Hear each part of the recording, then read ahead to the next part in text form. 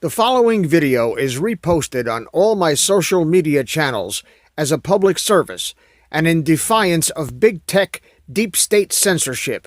You can do your part to defeat the Orwellian Nazi cabal by sharing and reposting this video on your channel.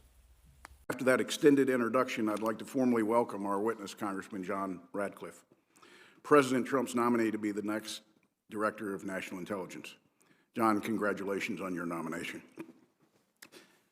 I wish I could also welcome your wife, Michelle, and your daughters, Riley and Darby. I know they wanted to be here, but given our attempts to minimize the number of people in the hearing room, I send them my appreciation via C-SPAN. I thank them for their willingness to go on this journey with you and for their support. Today, we will consider Congressman Ratcliff's qualifications and engage in thoughtful deliberation. The Congressman has already provided substantive and written responses to more than 125 questions presented by committee members, and today's proceedings allow for further in-person discussions. Congressman Ratcliff was elected in November of 2014 to the House of Representatives from the 4th District of Texas.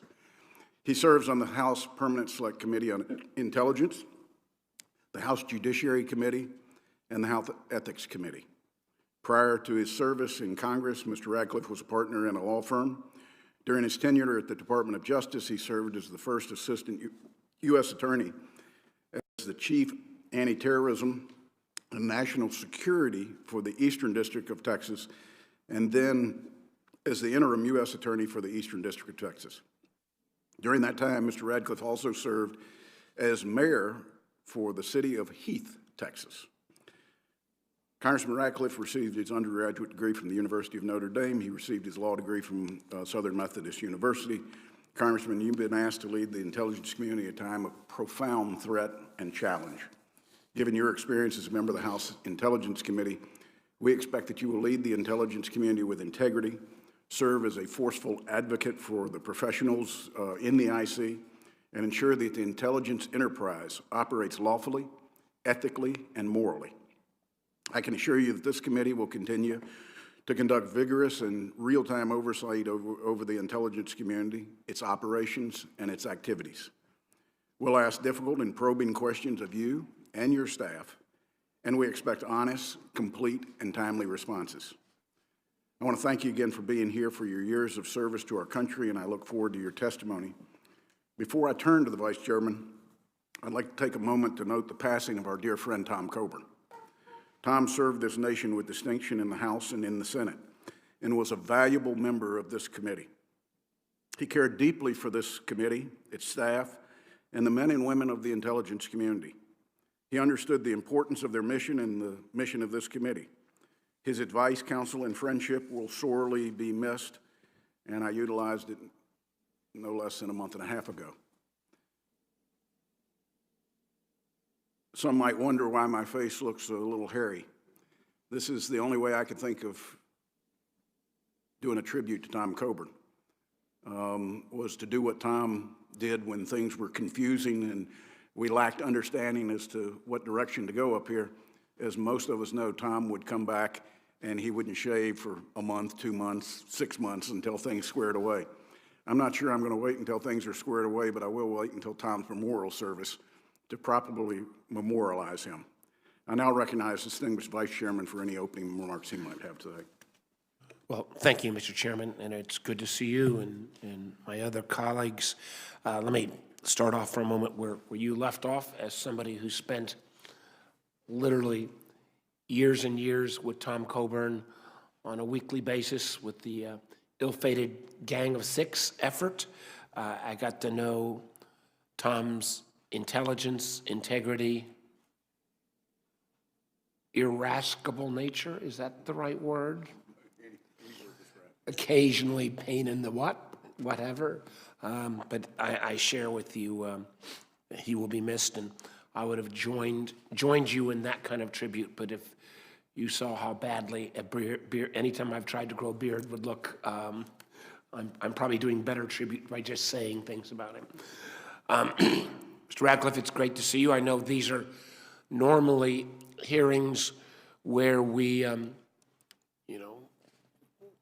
close counting, supposed to see the, the impression in the whites of your eyes. I'm not sure I'm going to be able to make that kind of judgment from here with my slightly aging eyes.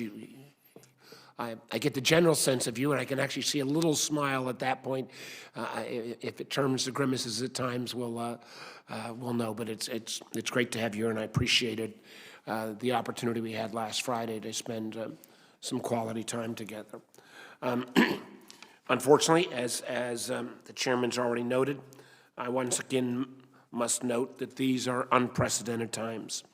America faces a challenge to our lives and security that we've not had in over half a century.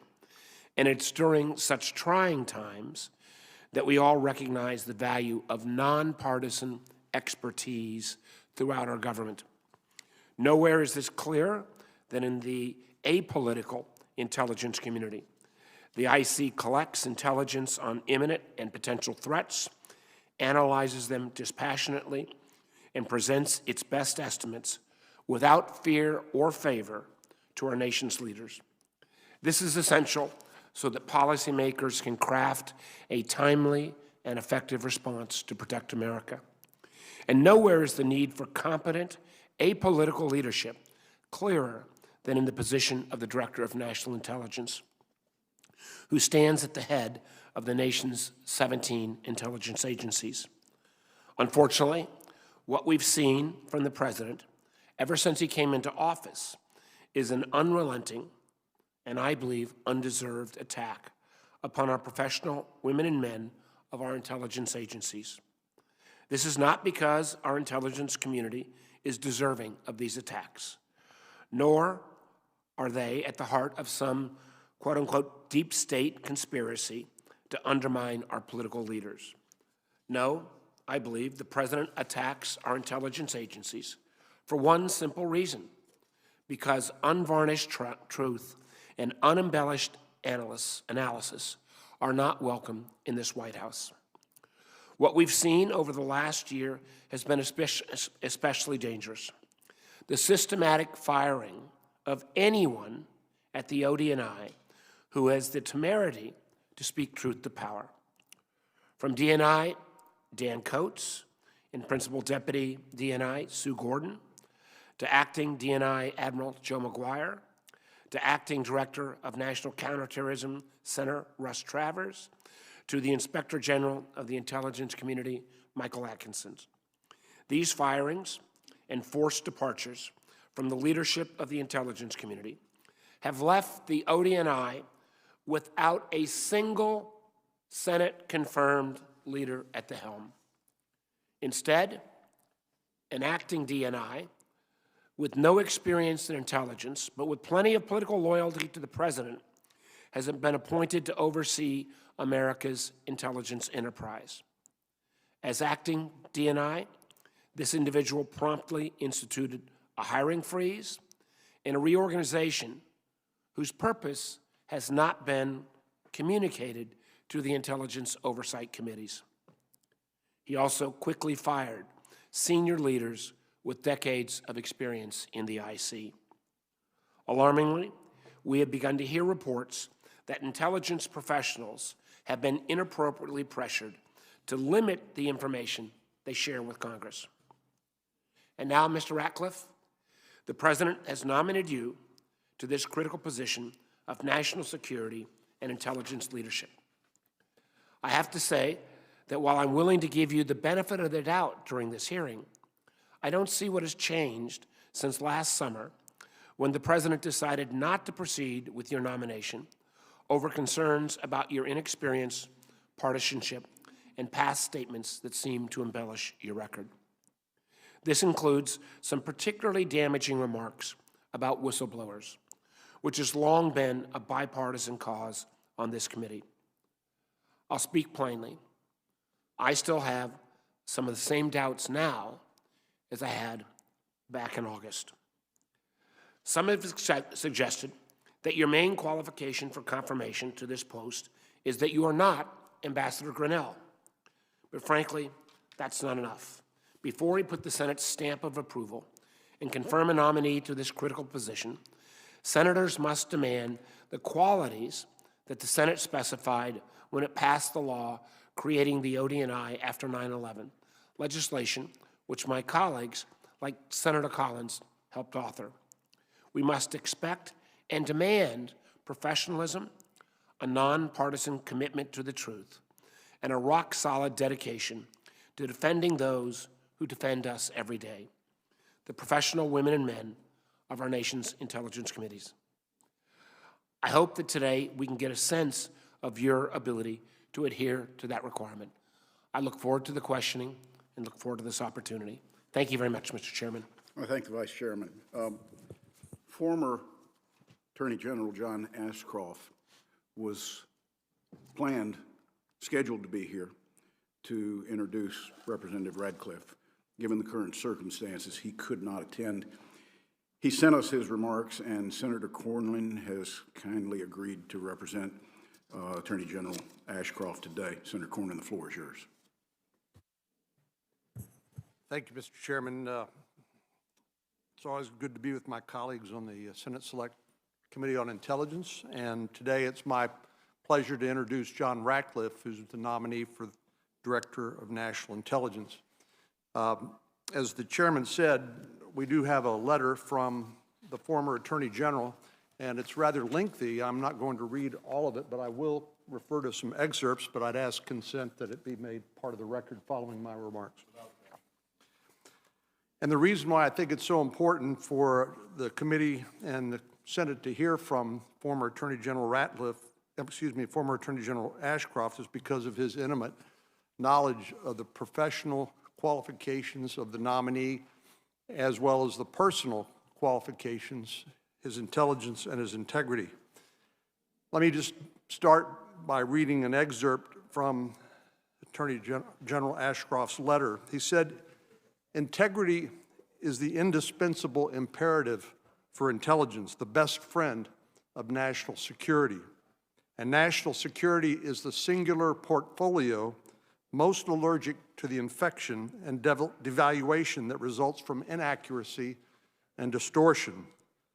For high-quality decision-making, sound intelligence must never be contaminated by personal bias or political predisposition."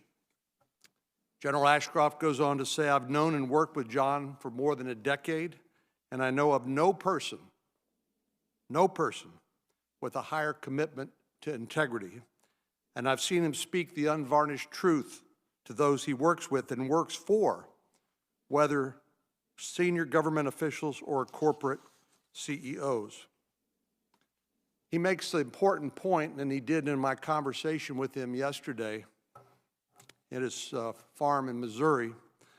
He makes the point that over the last 15 years, Congressman Ratcliff has served in crucial roles as both a developer and consumer of intelligence, a role that I think speaks to his background and qualifications for this job. Finally, he said, John Ratcliff is committed to forging an intelligence community that delivers in a coordinated manner the most insightful and accurate intelligence and counterintelligence possible.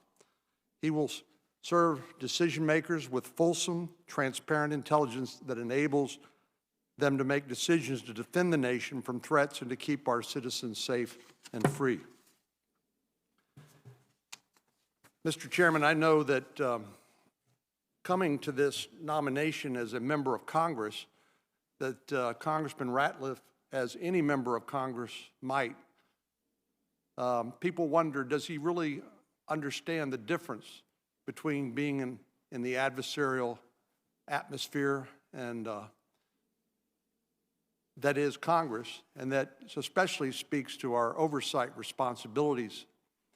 As somebody who has had the privilege of serving in all three branches of government, both as a judge, as Attorney General of Texas, and now as a legislator, I can tell you that John Ratcliff has the personal integrity and intelligence to be able to understand the difference between being a legislator and being the Director of National Intelligence.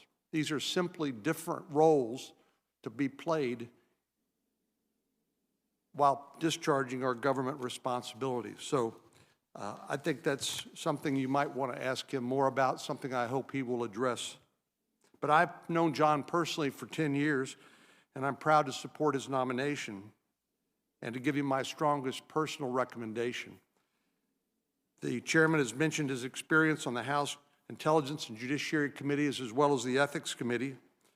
I do believe that as a former U.S. attorney, he does understand, and as a current member of the House Intelligence Committee, he does understand the vast threats our country is facing and the challenges that we face which lie ahead. We need to be able to count on a leader to operate free of personal or political motivation, serving only with the security and safety of the American people in mind. And I believe John Ratcliff is the person to do that job. He's prepared to continue the legacy of outstanding leadership we've come to expect and count on from the DNI, and I have confidence in his ability to serve as a steadfast leader and advocate for the intelligence professionals of the IC and a trusted partner with this committee. So, Mr. Chairman, Ranking Member Warner, I appreciate your careful consideration of my friend and fellow Texan, John Ratcliff, and appreciate the opportunity to introduce him today. Thank you very much. Senator Cornyn, thank you for that introduction. With that, Congressman Ratcliffe, if you would rise and raise your right hand. Do you solemnly swear to give the committee the truth, the full truth, and nothing but the truth, so help you God? I do. Please be seated.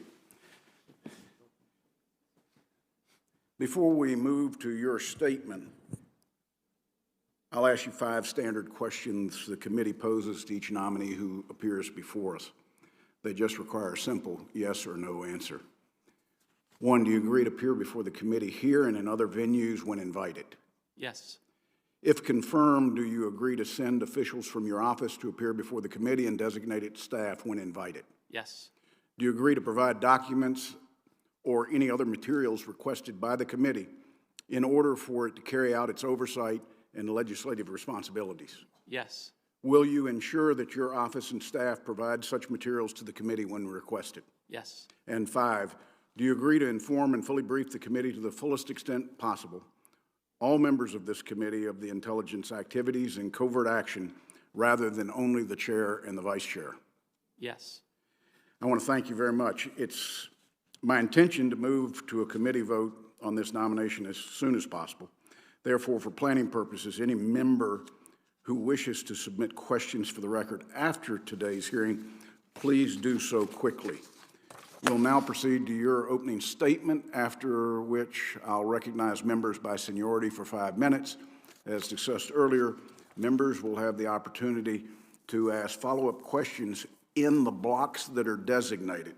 So let me say, for the purposes of members, we have 30-minute blocks. There is time allotted in that block for additional questions. There is not time in that block for everybody to have 5 minutes of additional questions. And I will state for members, as the Vice Chairman and I have talked, at the end of 30 minutes, regardless of where we are in that block with those with those senators, I will cut it off, because we've got a dead stop for this room at 12 o'clock. So I thank every member for their accommodations. With that, Congressman Ratcliffe, the floor is yours. Chairman Burr, Vice Chairman Warner, and distinguished members of the committee, I'm honored to appear before you today as the President's nominee to be the next Director of National Intelligence. Before I begin, I'd like to acknowledge the efforts of the committee staff, my own staff, as well as many officers at the Office of the Director of National Intelligence who helped get us here today. I appreciate their dedication in making today possible. I'd also like to share a few thoughts on the challenging times we face today. The COVID-19 pandemic has cut short the lives of over 67,000 Americans. It has sickened over 1 million Americans, and it has impacted every one of us. My deepest sympathies are with those we've lost, and I salute the efforts of those on the front lines, including the dedicated intelligence community professionals reporting for duty and carrying out their mission. These are truly trying times, and your courage, honor, and sacrifice will not be forgotten. I'd like to begin by thanking President Trump for his incredible opportunity for me to serve our nation and for his confidence in me. I'd also like to thank former U.S. Attorney General John Ashcroft for his gracious and humbling statement. I am forever grateful for your faith in me. I also want to recognize and thank Senator Cornyn for his kind words and my fellow Texans for their support. It has been the privilege of my life to represent the constituents of Texas's 4th Congressional District. Finally, and most importantly, there's no way I could be with you today without the encouragement and support of my family. I'd like to recognize and thank my amazing wife, Michelle, our truly wonderful daughters, Riley and Darby, my mom, Kathy, and my 5 brothers and sisters, Kitty, Bob, Sharon, Pam, and Larry. Watching from above, I'm sure, is my late dad, Robert Ratcliff. My career in public service is a direct reflection of my family's selflessness, their sacrifice, their enduring love of country, and for me. I simply don't have the words to adequately express my gratitude. My journey here today has been a mixture of public service and private sector experience. I graduated college at age 20, law school at age 23, tried my first case at age 24. A decade later, I was managing partner of my own law firm, and by most measures, I was successful. But something was missing. As the son of 2 public school teachers, I was taught from an early age the virtues of public service and self-sacrifice. Reflecting back, I realized it was those values that pushed me to a higher calling, one of service to the American people. The catalyst for me came on September 11, 2001. When the first plane struck, I was sitting on the 35th floor of a high-rise office building in Dallas, Texas that looked a whole lot like the ones in New York that were under attack. I watched so many Americans give their lives that terrible day, and in the months that followed, I watched many more sacrifice so much to defend the United States. And it inspired me to take stock of all the gifts that I have been given and what I might contribute to the defense of this great nation. Within a few years, I changed careers altogether. I left that civil law practice behind to become a federal prosecutor in the United States Department of Justice. And during my 4 years in the U.S. Attorney's Office for the Eastern District of Texas, I served as Chief of Anti-Terrorism and National Security, First Assistant U.S. Attorney, and finally, U.S. Attorney. My daily responsibilities involve leading and managing, directing and prosecuting national security cases and related matters, including domestic and international terrorism, drug and human trafficking, transnational crime, and illegal immigration, among others. I led and managed the district's Joint Terrorism Task Force activities and worked closely with Justice Department officials and FBI on terrorism prevention, the overriding priority for the Department of Justice. In these roles, I came to appreciate the value of coordinated and integrated interagency efforts and the importance of timely, accurate, and objective intelligence in keeping Americans safe. For the past 6 years, I've been fortunate to serve with you all here in Congress. I've continued to prioritize national security issues, seeking assignments on the House Intelligence, Judiciary, and Homeland Security committees. Although serving the citizens of the 4th Congressional District of Texas has been the honor of a lifetime, I believe that my passion for service, combined with my experience, my abilities, and my judgment, make me the right person to now successfully lead the men and women of the intelligence community. If confirmed as DNI, my top priority will be to present the President, senior policymakers, and this committee with objective and timely intelligence to better inform decisions about the future and safety of our great nation. As the President's principal intelligence advisor, I would ensure that all intelligence is collected, analyzed, and reported without bias, prejudice, or political influence. I see the Director of National Intelligence as more than just a leader, a manager, an integrator. The DNI must at all times be an arrow catcher, a problem solver, an obstacle mover for the IC, addressing issues, resolving conflicts, and putting tools and resources in the right place at the right time. And always, always, the DNI must be the voice to advocate for and defend the interests of the IC and its people. If confirmed as DNI, you have my commitment to deliver timely, accurate, and objective intelligence and to speak truth to power, be that with Congress or within the administration. Let me be very clear. Regardless of what anyone wants our intelligence to reflect, the intelligence I will provide, if confirmed, will not be impacted or altered as a result of outside influence. Above all, my fidelity and loyalty will always be with the Constitution, and the rule of law, and my actions as DNI will reflect that commitment. Many of you have asked me what I see as the greatest threats facing our nation. The reality is that the threat landscape today is diverse, dynamic, and geographically diffuse, more so than ever before. I believe the immediate focus of the IC must be directed to the geopolitical and economic impact of the coronavirus pandemic, as well as its origins. The American people deserve answers, and if confirmed, I pledge that the IC will remain laser-focused on providing them. We face enduring challenges on other fronts as well. These include China, from the race to 5G to preventing cyber espionage, Russia and its continued efforts to undermine our democracy by interfering in free and fair elections, Iran and its continued pursuit of nuclear capabilities, ballistic missiles, and sponsorship of terrorist groups, North Korea and its continued possession of nuclear weapons and delivery systems, and transnational issues like cybersecurity, safeguarding our supply chains, and of course, preventing terrorist attacks or a resurgence of ISIS. This list is by no means exhaustive. To address the full spectrum of threats and threat actors, the IC must work continuously to earn the trust of the President, the Congress, and the American people. At its core, the DNI position is about leadership. If confirmed, I hope to be a stabilizing force to build trust and break down barriers to information sharing as warranted in order to sharpen the analytic work of the intelligence community. For me, the ODNI remains the office best positioned to lead integration of the intelligence community. We can never underestimate the value of truly integrated intelligence operations or analysis, or assume that agencies would do so on their own without strong leadership from above. That said, I believe every government agency must constantly review its operations to ensure it is setting the right priorities, achieving mission objectives, and spending taxpayer dollars effectively and efficiently. If confirmed, I will work with IC leaders to assess what is working well and where we need to make adjustments to make the community more effective, efficient, and resilient. In closing, to remain the world's premier intelligence enterprise, the IC must continue to recruit and retain the best, brightest, and most diverse workforce our nation has to offer. The men and women of the IC are dedicated civil servants who rarely, if ever, receive the full recognition of their sacrifice to country and dedication to the mission of keeping Americans safe, secure, and free. As DNI, there will be no greater champion of their hard work and dedication to this country than me.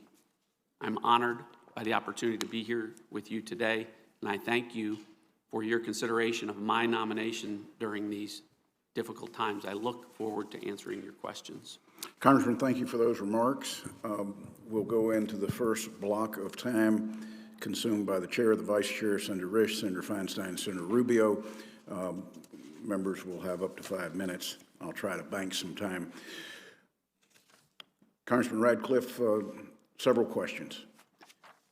When you're confirmed to be DNI, you'll be walking into an organization that's been led for quite some time by acting officials. It applies to the position for which you've been nominated, but also more recently to the Inspector General's office. Independence and ability to speak truth to power are critical in both offices. Can you speak to your views of the importance of the intelligence community's Inspector General and your expectations of what the office, of that office as DNI? Senator, thank you for the question. You made reference to acting officials. I have been an acting official for a period of time. I was acting U.S. Attorney, so I have an appreciation for why Senate-confirmed leadership does make a difference and is important, and I appreciate this committee considering me in that regard. I also appreciate the comments that you've made, as has Vice Chairman Warner, about speaking truth to power, and I very much intend to do that if confirmed as DNI. With regard to the Inspector General position, I have a strong record of supporting and defending and working with Inspector Generals. For example, I have publicly defended Inspector General Michael Horowitz, even when some of my colleagues have criticized his work, and even when I have disagreed with some of his opinions. But I understand the role and the importance of the Inspector Generals because there will always be misconduct, waste, fraud, and abuse when you have government. I am very committed, if confirmed as DNI, to working with the Inspector General to make sure that the intelligence community has that type of process in place to ensure that the intelligence community is always acting in the best interest of the American people. Congressman, over the course of the last 3 years, this committee has issued 4 reports about Russia's meddling in our elections, covering Russia's intrusions into state election systems, their use of social media to attempt to influence the election, and most recently confirming the findings of the 2017 Intelligence Community Assessment. While being mindful of the fact that we're in an unclassified setting, what are your views on Russia's meddling in our elections? Chairman, my views are that Russia meddled in or interfered with active measures in 2016. They interfered in 2018. They will attempt to do so in 2018. They have a goal of sowing discord, and they have been successful in sowing discord. Fortunately, based on the good work of this committee, we know that they may have been successful in that regard, but they have not been successful in changing votes or the outcome of any election. The intelligence community, as you know, plays a vital role in ensuring that we have safe, secure, and credible elections, and that every vote cast by every American is done so properly and counted properly. Will you commit to bringing information about threats to the election infrastructure and about foreign governments' efforts to influence elections to Congress so we're fully and currently informed? I will. Will you commit to testify at this committee's annual Worldwide Threats hearing? I will. And last question, I mentioned that over the past 3 years, we have issued 4 reports. Number 5 is finished. Number 5 will go for declassification. Do we have your commitment as DNI that you would expeditiously go through the declassification process? You do. Senator Warner. Thank you, Mr. Chairman. You actually took some of my questions. My eyesight is good. Mr. Ratcliff, again, good to see you, and I appreciated our time last Friday. I want to follow up on a couple of the chairman's questions first. As we discussed, we're volume 5, and so far our first 4 volumes have all been unanimous, or I think maybe with the exception of 1 dissenting vote. If we get this document to the ODNI, we need your commitment not only that we do it expeditiously, but as much as possible to get that volume 5 reviewed, redacted, and released, ideally before the August recess. Now, I know you've not seen the report yet. All I would ask is aspirationally that you commit to that goal, because I think, as we discussed, to have a document that could be potentially significant come out in the midst of a presidential campaign isn't good or fair on either side. So if I could clarify a little bit, recognizing that you've not seen the document, it is 1,000 pages, that you would try to get this cleared prior to August. Vice Chairman, I will again commit that I will work with you to get that declassified as expeditiously as possible. Okay. Again, our goal is to get it out before August. On again, following up on the chairman's comments, and we talked about this in person, but I want, for the committee and for the public record, you've indicated that you do believe that Russia interfered. What this committee's judgment was, particularly in volume 4, but throughout all volumes, was that not only did Russia interfere, but during their interference in 2016, they had a selected candidate they were for and a selected candidate they were against. For candidate Trump, against candidate Clinton.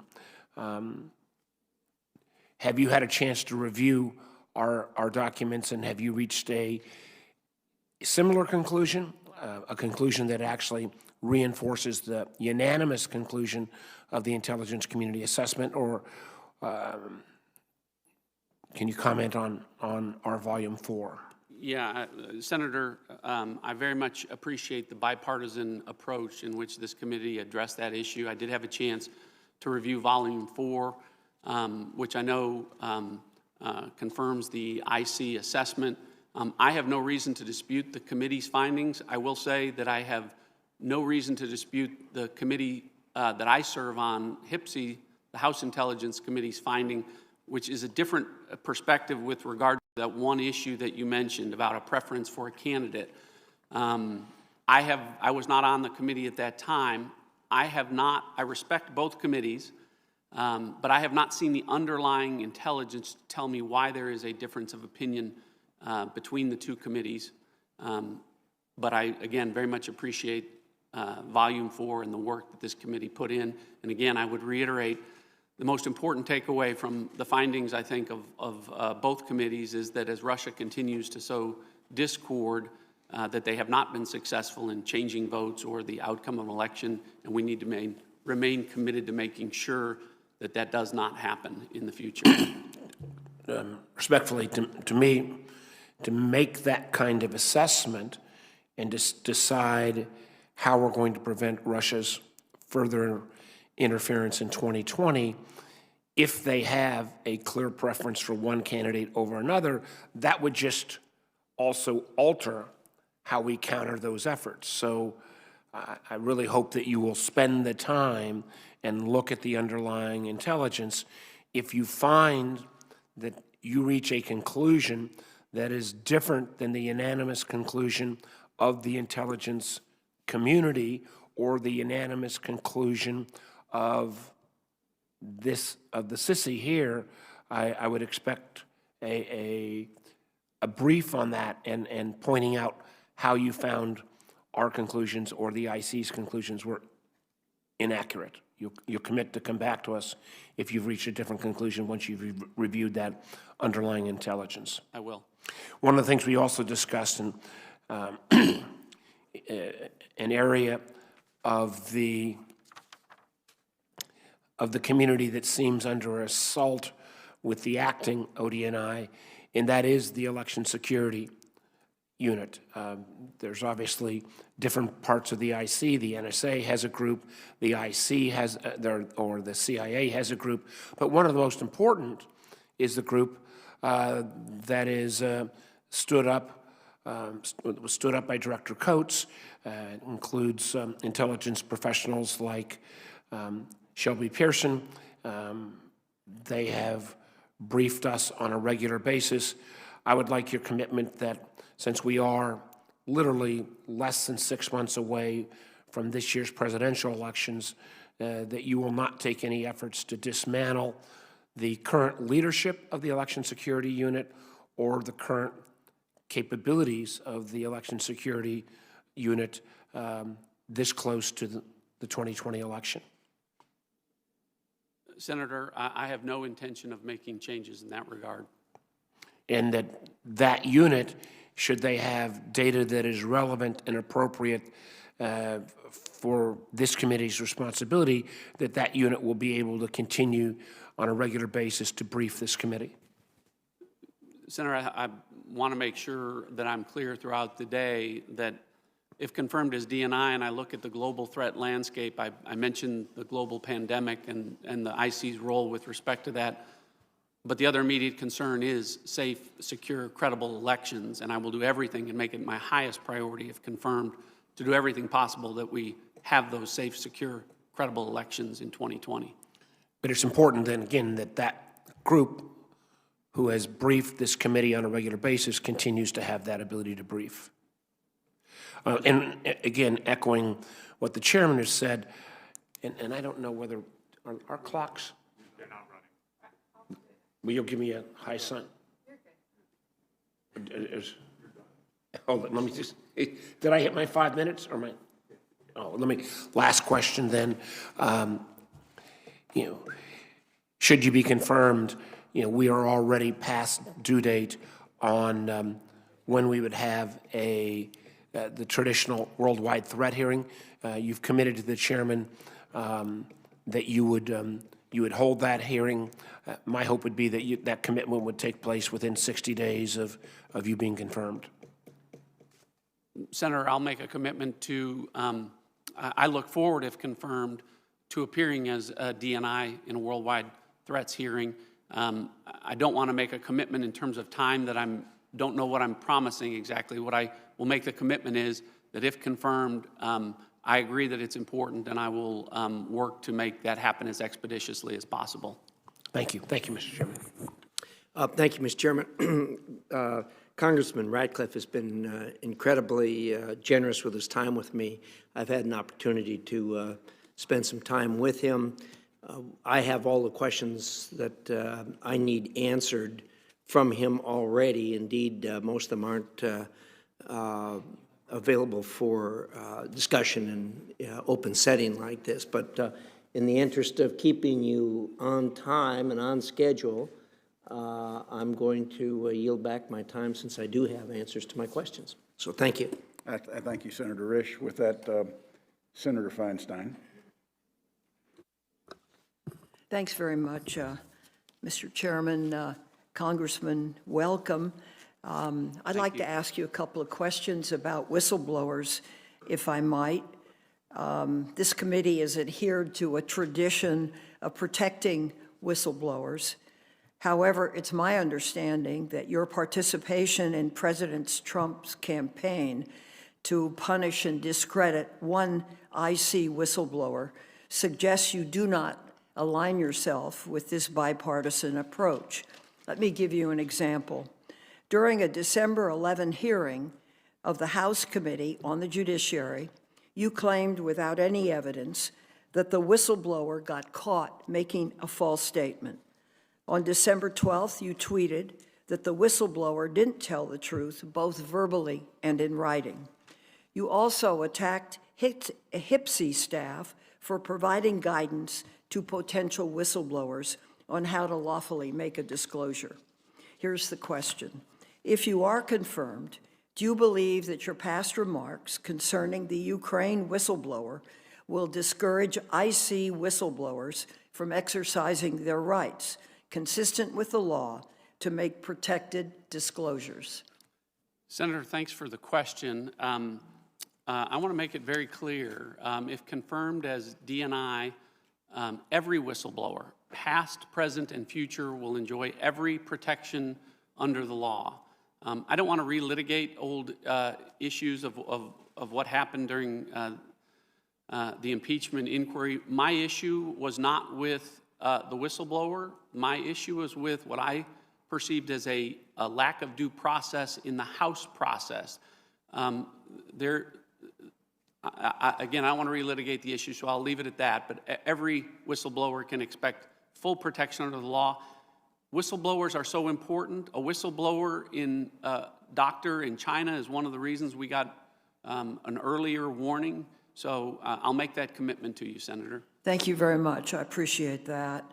On the evening of April 3rd, President Trump announced that he was firing Mr. Atkinson because he had sought to transmit to Congress a credible whistleblower complaint of urgent concern, one that was required by law to be transmitted to Congress. Do you share the belief of members of this committee and the Senate that Mr. Atkinson was improperly fired, despite the fact, as Acting Director McGuire said, he did everything by the book and followed the law? Well, Senator, I appreciate the question, and I think before you entered the room, I talked about my history and strong support of working with Inspector Generals. I talked about Inspector General Horowitz, who is someone I went to when I thought there was a problem with the misuse of intelligence authorities, and very much appreciated his approach and work, and some of the concerns that I raised were presented in his findings and his report.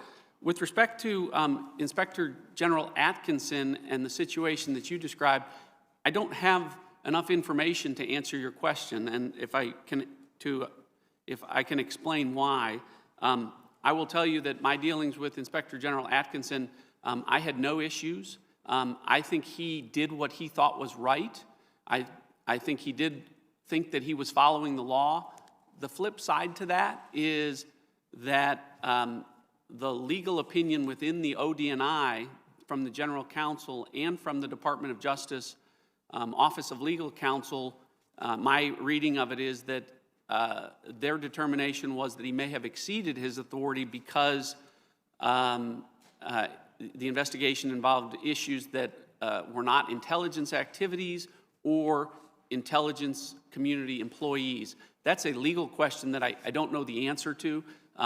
Again, I very much want to reiterate that if confirmed, how important inspector generals are in government, and my strong history of working with them. And I understand, although he's in an acting capacity, that Inspector General Tom Monheim is in that role. I don't know him, but he's a 30-year veteran, very well respected, so I hope to have the opportunity to work with him.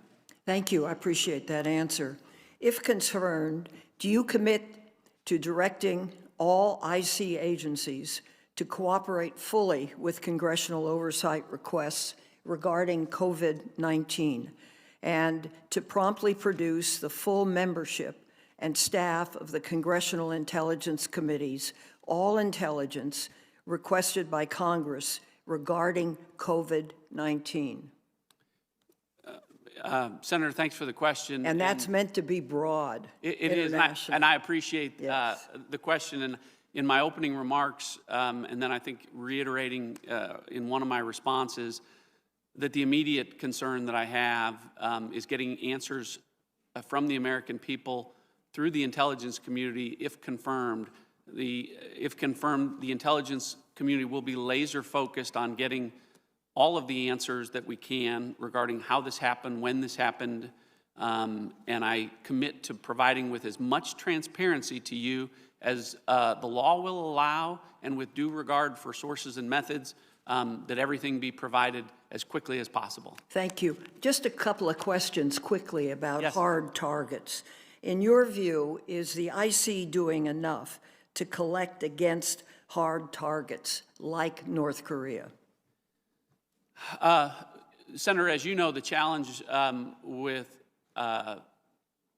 North Korea is visibility, and I think that my impression from the outside, like you as a member of an oversight committee of intelligence, is that we have very good collection.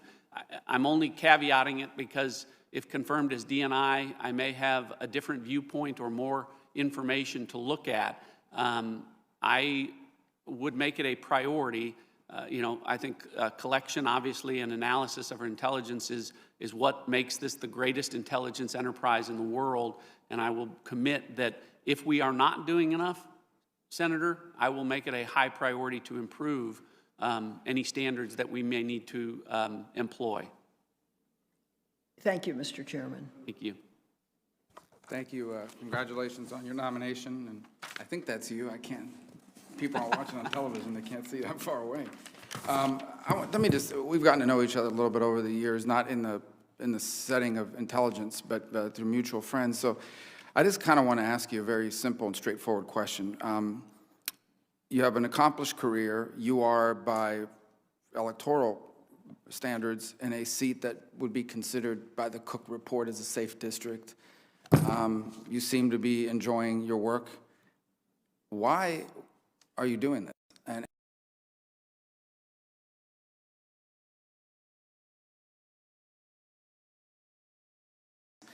I think the most fundamental question is why is this a job that you are willing to step forward and do at this time? Senator, I appreciate the question, and I appreciated the time that we've had to get to know each other when you've come over to the lower house to visit with us. First of all, I think anytime the President asks you to do something for your country, you ought to consider if there's a way for you to salute smartly and say yes.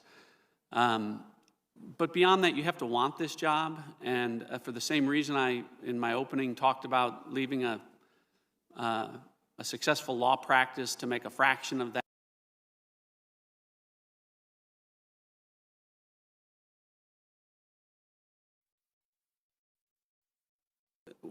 How it has positioned the United States as the world's superpower, and I think everyone knows that the relationship between the intelligence community Congress, the president, and across the board right now is something that's at issue. We've got intelligence authorities and their uses being questioned.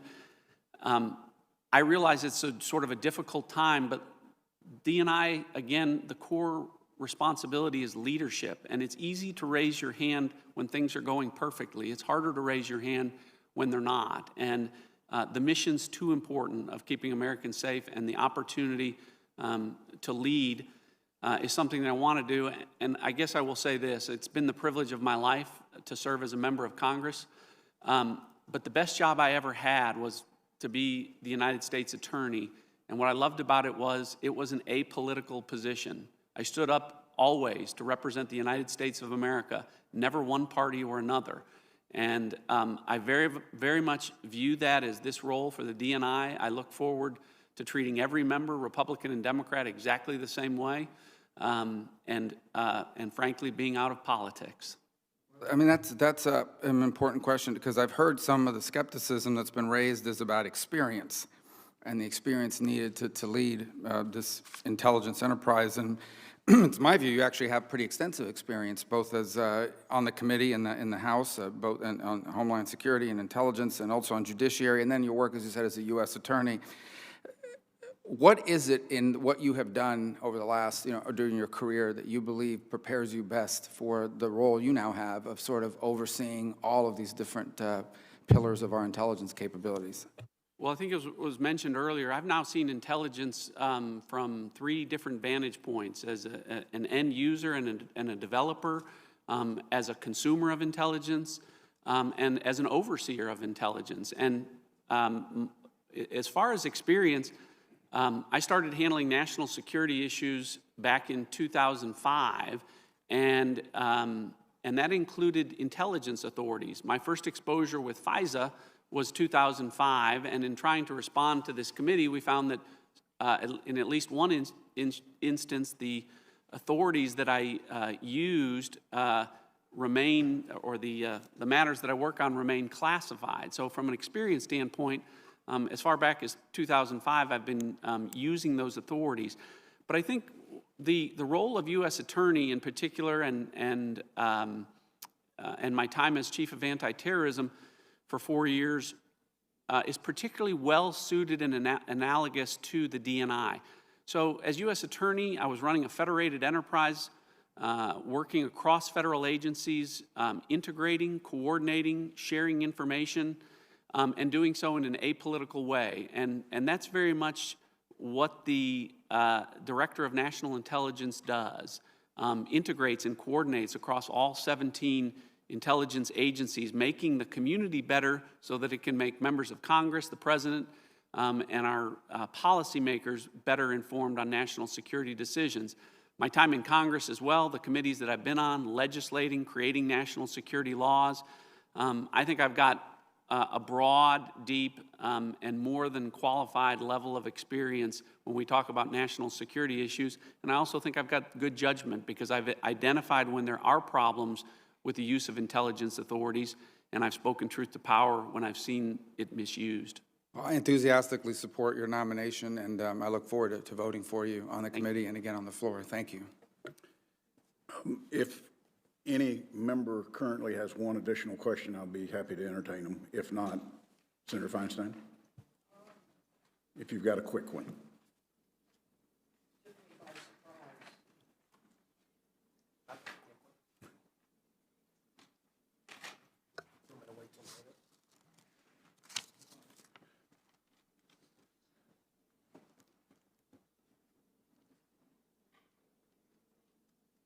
If I could ask one question, that's something that I have tried to cure. I've been very concerned by the growth of contractors over the last 20-plus years in the agencies. And when I was chairman of the committee, we made a big push to ensure that all inherently government functions of the IC were performed by government employees and not contractors. It's my understanding that that effort continues today, and we made substantial progress over the 2 decades in this. What is your view on the appropriate use of contractors in the intelligence community.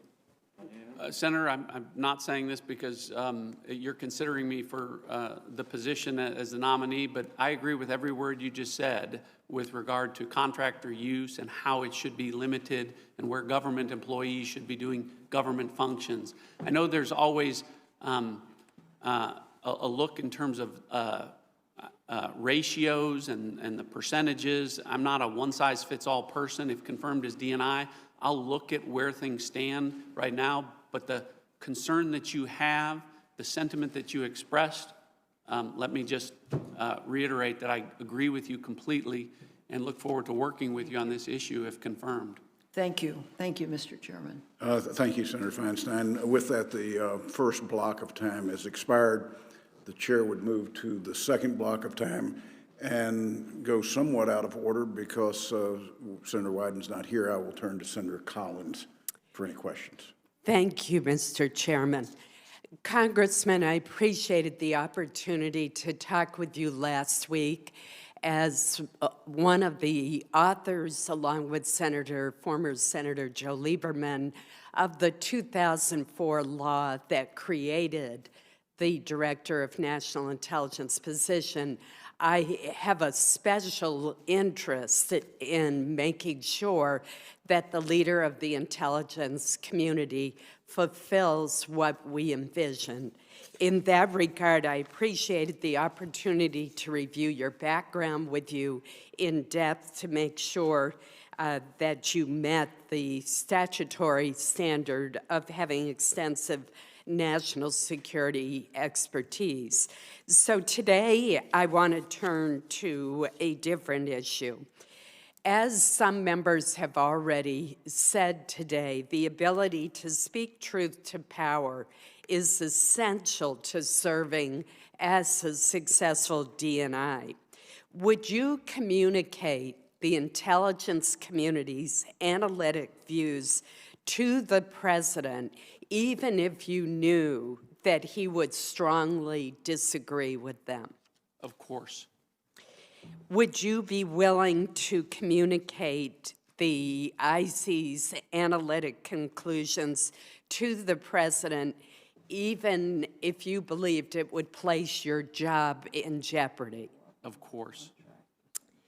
When, assuming your confirmation, when you participate in the next open worldwide threats hearing, and you are asked to provide an unclassified IC assessment that you know that the president vehemently disagrees with, what would you do? Senator, whether you're talking about the president, whether you're talking about Nancy Pelosi, Mitch McConnell, anyone's views on what they want the intelligence to be will never impact the intelligence that I deliver. Never. Thank you for that strong response. I'm nevertheless going to ask you one more that has to do with the internal operations of the intelligence community. What would you do if the intelligence community was prepared to publish a president's daily brief that directly contradicted the White House's conclusions on an important issue like North Korea?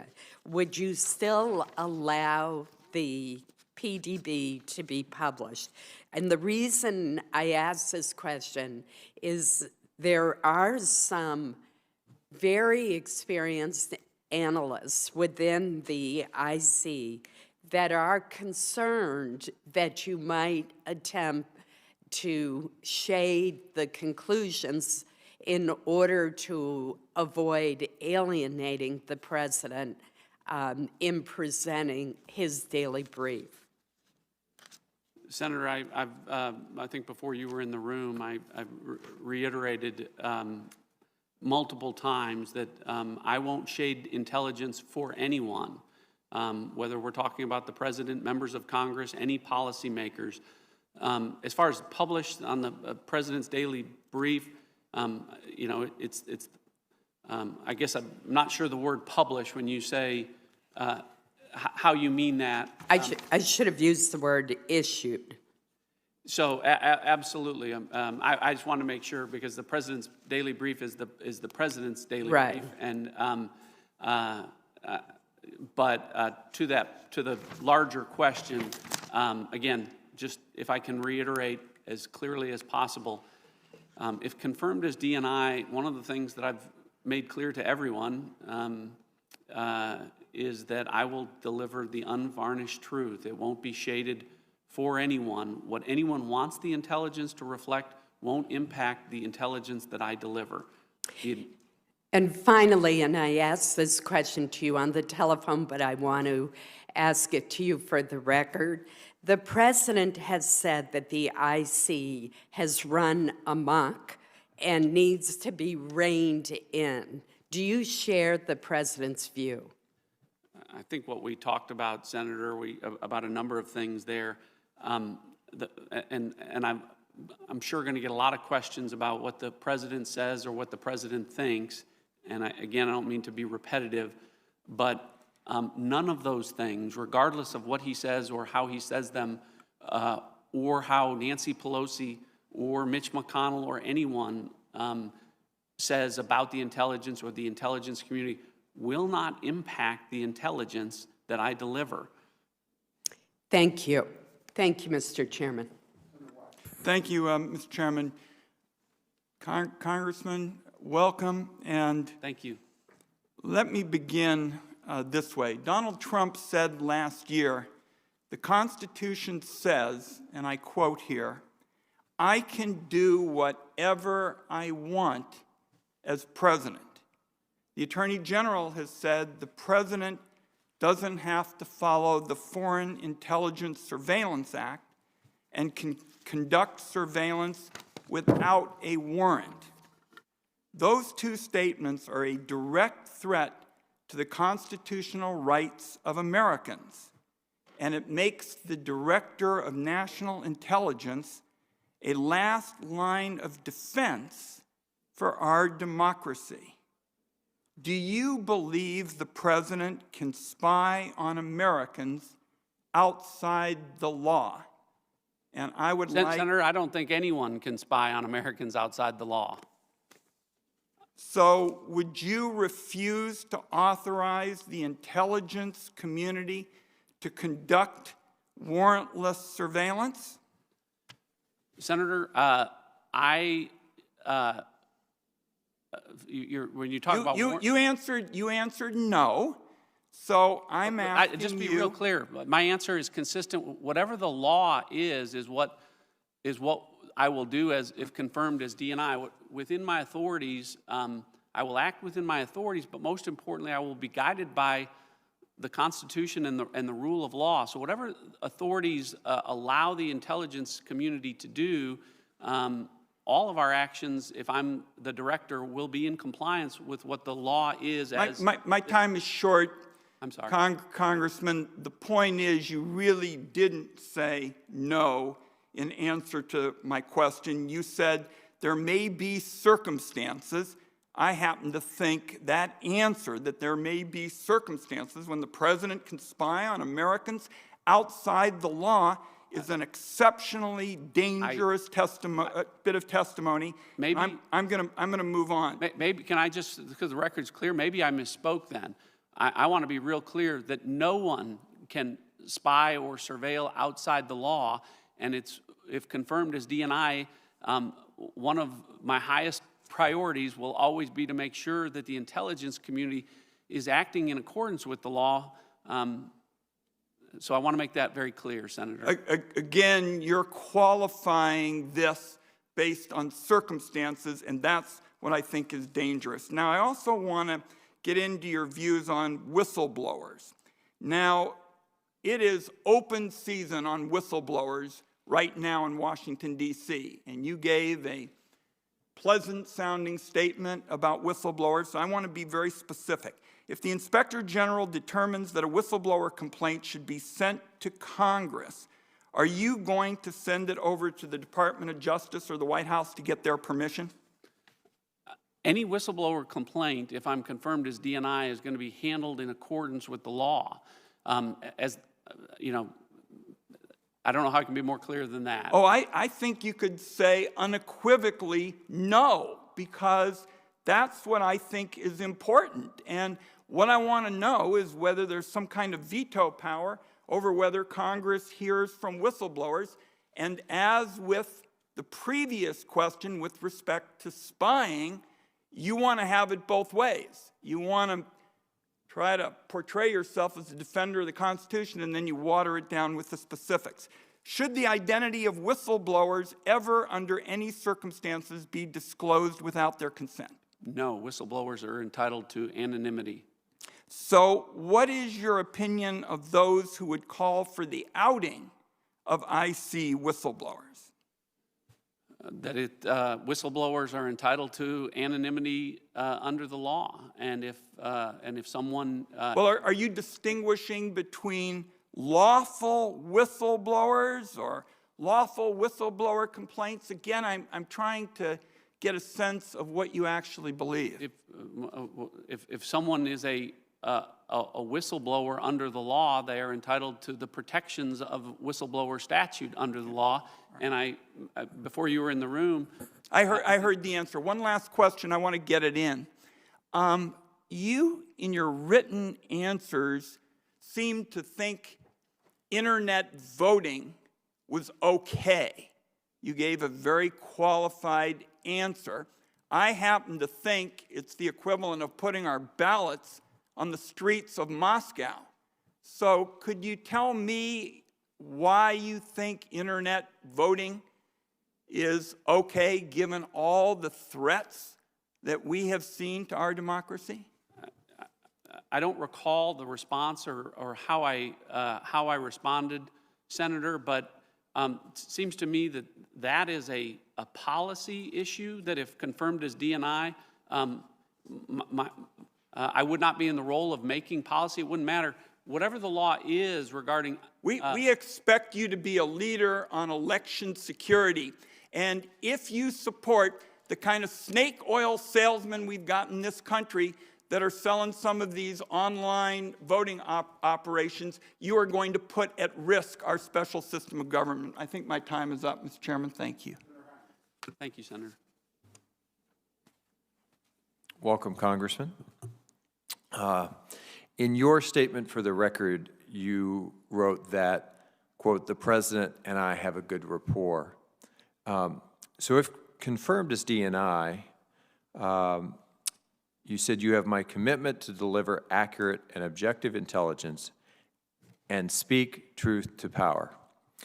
Dan Coates, Sue Gordon, Joe McGuire, other dedicated IC professionals had a good rapport with the President as well until they didn't. Can you give me some specific examples of when you've had to speak truth to power, in particular if it's involved the President of the United States? Sure. Senator, I appreciate the question. The reason I said a good rapport is I think trust is important. I think it's one of the things that is important and can strengthen the relationship between all parties, intelligence community, Congress, the President. One of the reasons that I indicated before you were in the room that I wanted this job was because it is apolitical, and I have held apolitical positions before. As U.S. Attorney, that is an apolitical role, and in those instances, I frequently had to speak truth to power from the standpoint of there were many occasions where people wanted me to exercise my discretion in a way that considered something other than what the law was. And I never did. Can you give a particular example?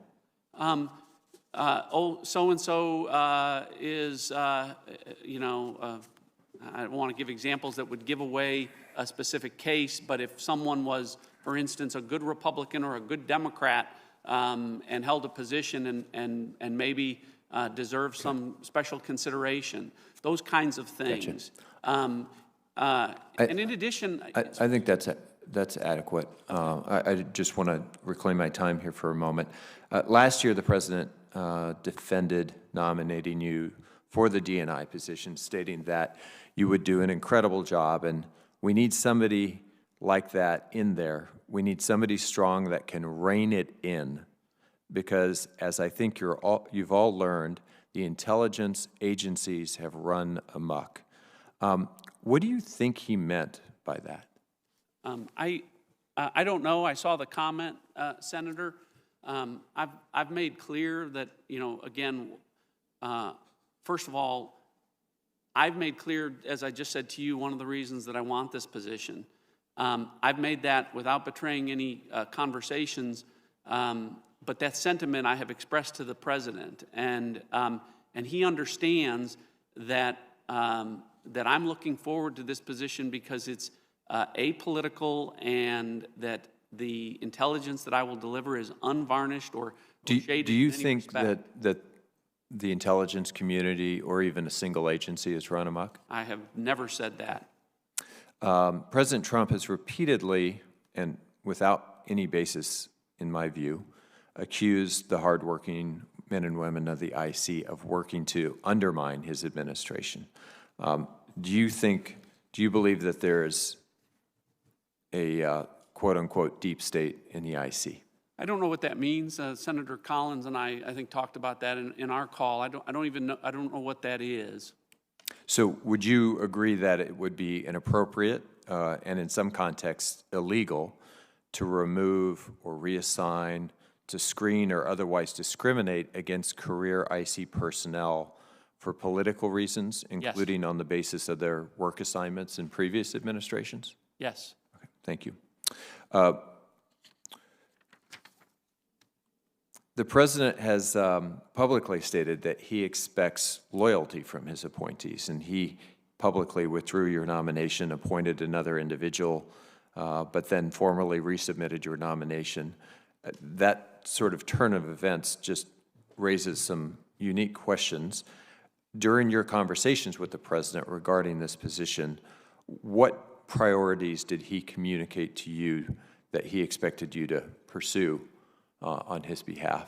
And did the word loyalty ever come up? Senator, a couple of points there. I want to be real clear. My loyalty is to the Constitution and the rule of law, and I have made that very clear to everyone, including the president. So you did discuss loyalty?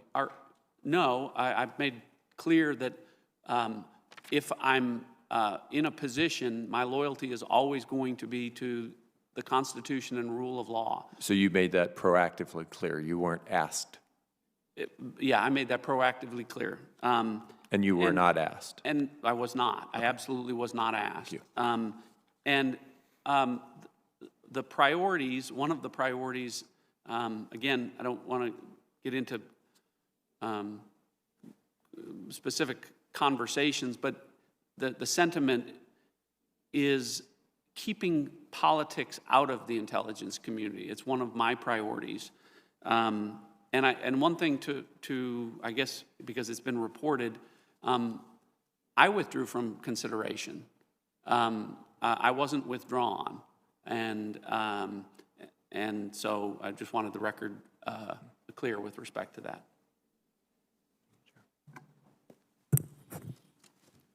Senator Collins, do you have one additional question you'd like to ask?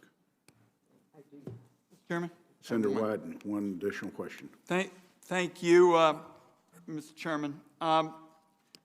Congressman, the Congress passed a law requiring an unclassified report on who was responsible for the murder of Jamal Khashoggi. This is a law today, not a bill, it is a law. The DNI, however, has outright refused to comply with this law, denying the public a single shred of information on this topic. Do you agree that the government is bound by this law and is obligated to provide this report, which stipulates in public, who killed Jamal Khashoggi and under what circumstances? Senator, I share your concern. I think I've seen the same information that you have, and I think you're referring to the provisions in the NDAA. And if confirmed as DNI, again, I will ensure that that the law is complied with. I realize that the information, I think in the report, if we're talking about the same thing, is a request for unclassified information. So if confirmed, I want to look myself at the information to make sure that that information has been classified properly. But that's not the question. This is a law. This is a law, Congressman, and consistently in every one of the areas that I asked you about, with respect to spying, with respect to whistleblowers, now with respect to the law, these are pretty much straightforward yes or no questions. And now you've said you're going to look at what is classified with respect to the late Mr. Khashoggi. We passed a law that resolved it. It is supposed to be made available now. So I'll look forward to your adding to the record on it, but I will tell you, you have certainly been briefed with respect to coming to this hearing, but on issue after issue, I've asked pretty straightforward questions, and what I have gotten is a kind of let us sort of circle the subject and not answer it. Thank you, Mr. Chairman. Senator Heinrich, do you have an additional question? Just one. As you know, Congress has not authorized organizational changes at ODNI. We have not appropriated funds for that purpose, but Acting Director Grinnell has been reorganizing ODNI. If confirmed, would you halt that reorganization, and would you seek authorization from Congress to reorganize if you found the need to do so? Senator, thanks for the question. If I can just first comment on, to Senator Wyden's point, I was hoping to make the point that I'm certainly not trying to be evasive, but the position I'm being considered for is the President's principal intelligence advisor, not his legal advisor, and there is legal counsel that I would go to if I were confirmed as DNI. But Senator, I appreciate the question about organizational changes. As you know, I'm not so presumptuous as to know that I'm going to be confirmed, so I haven't considered or talked about any sort of organizational changes. I want to make clear that it's been that I expect to have unfettered discretion to make all personnel decisions if confirmed as DNI, and I'll make them in the best interest of the IC to make the IC better. And I will certainly, as with everything, work with this committee to keep it fully and currently informed. I want everyone to sort of remember that I'm being considered for this position, but I'm one of you right now as a member of an oversight committee, and America functions better when its elected representatives are fully informed by the intelligence community, and I intend to do that. With that, I'm going to bring to a close the second block of members' questions, and we'll move to the third block. Anybody who's asked questions is excused if they'd like to leave. Let me remind members that when we conclude with this at 12 o'clock, we will reconvene in closed session at 2 o'clock in the Capitol Senate Security Building, and we will again be operating with blocks of time, and there will be a conference room there for anybody that would like to sit, read intelligence products, listen to what's going on in the closed hearing, and then come in for their question period. With that, I recognize Senator Blunt. Thank you, Chairman. Congressman Ratcliff, it's good to have you here. This job has gone vacant for too long. It's a critically important job. I'm glad you've been nominated. I've read with great interest the letter in the record that was given to us from former Attorney General Ashcroft. He's been a good friend of mine for a long time. I trust his judgment. I know you worked with him as a U.S. attorney and also in a law firm that was formed after you both left the Justice Department, and his view of you, which he shared with me personally as well as in this letter, is significant. We've had a chance to visit about your work on the House Intelligence Committee, and I particularly appreciated your last comment about the importance of being fully open and an oversight committee like this one being fully informed.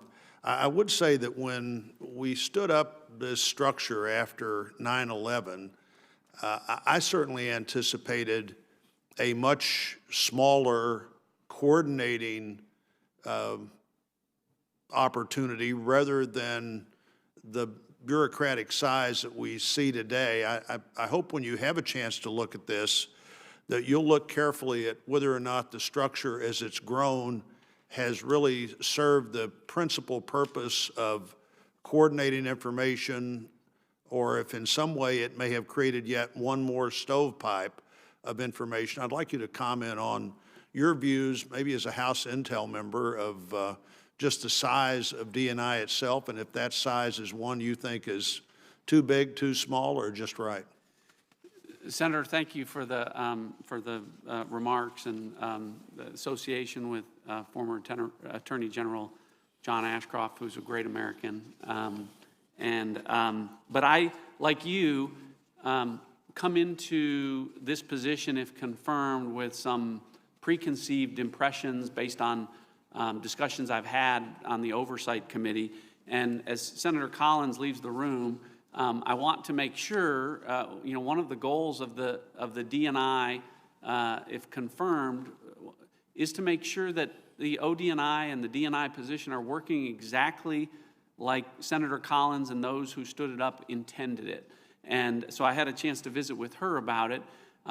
Like you, I come in with the perspective that you have conversations that maybe indicate that there is too much bureaucracy and there's too much redundancy. Some redundancy is good, but if there's 17 agencies, they don't need to be doing the same thing 17 times or purchasing the same things. And so it'll be one of my immediate priorities to assess how the ODNI is functioning. Again, the goal of the ODNI is to make the IC better so that the IC can make you better and the president better and policymakers better. And so I do think that I want it to be as efficient as possible, but I'll be thoughtful and talk with the heads of the intelligence agencies and elements to find out where they think that some of these things may just be unnecessary redundancies and address those. You know, I think another question to ask, and you don't have to comment on this, but for you to ask is this agency has grown, have we let the other agencies not have the attention or the staff they needed as the whole universe of intelligence, U.S. intelligence has grown? So much of it has grown at this point that was to be the central clearinghouse, the agency that coordinated information to be sure nobody was left out, and I would look at that. During the 19 years that we have, the last 19 years, we've very much been focused on violent terrorist, extremist as the focus of so much of our intelligence efforts. Certainly that threat has not gone away, but it's also equally as certain that great power competition has emerged in ways that we wouldn't have anticipated even a handful of years ago.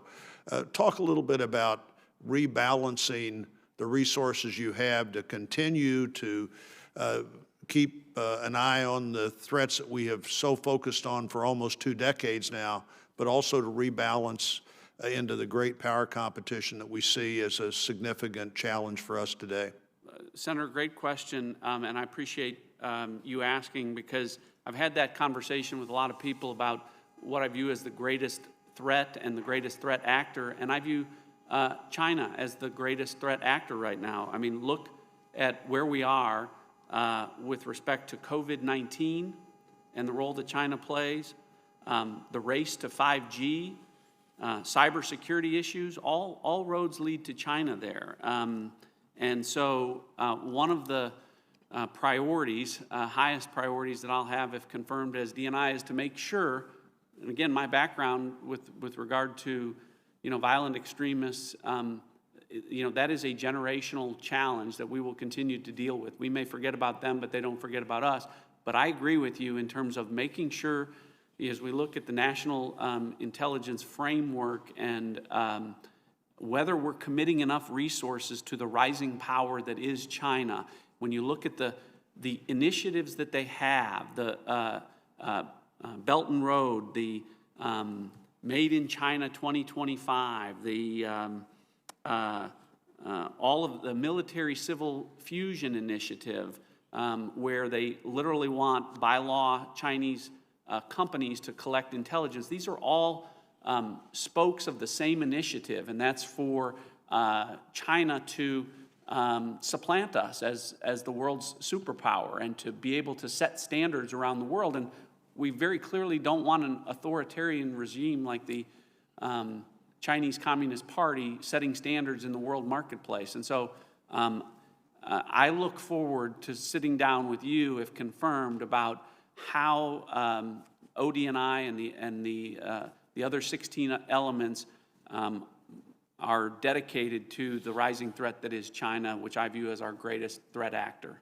Well, certainly, Russia is another great threat. Do you want to talk about that for just a second as I conclude my questions? You bet. Different just because, Russia, we are concerned with Russia in terms of anytime you have a large nuclear stockpile, and they are certainly dedicated to sowing seeds of discord. We are most concerned with them with regard to election interference and making sure we have safe, secure, credible elections, because that's what they have been focused on, and they've been, as I said earlier, they've been successful in sowing seeds of discord, but not, fortunately, in changing votes or the outcome.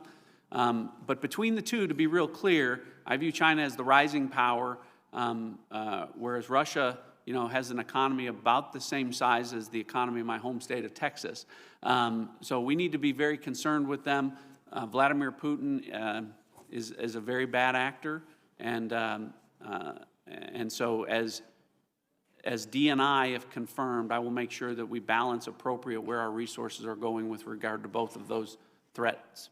Well, thank you, Mr. Ratcliff. Congressman, I look forward to supporting your nomination both here in the committee and on the floor, and you're working with us as you get this job. Thank you.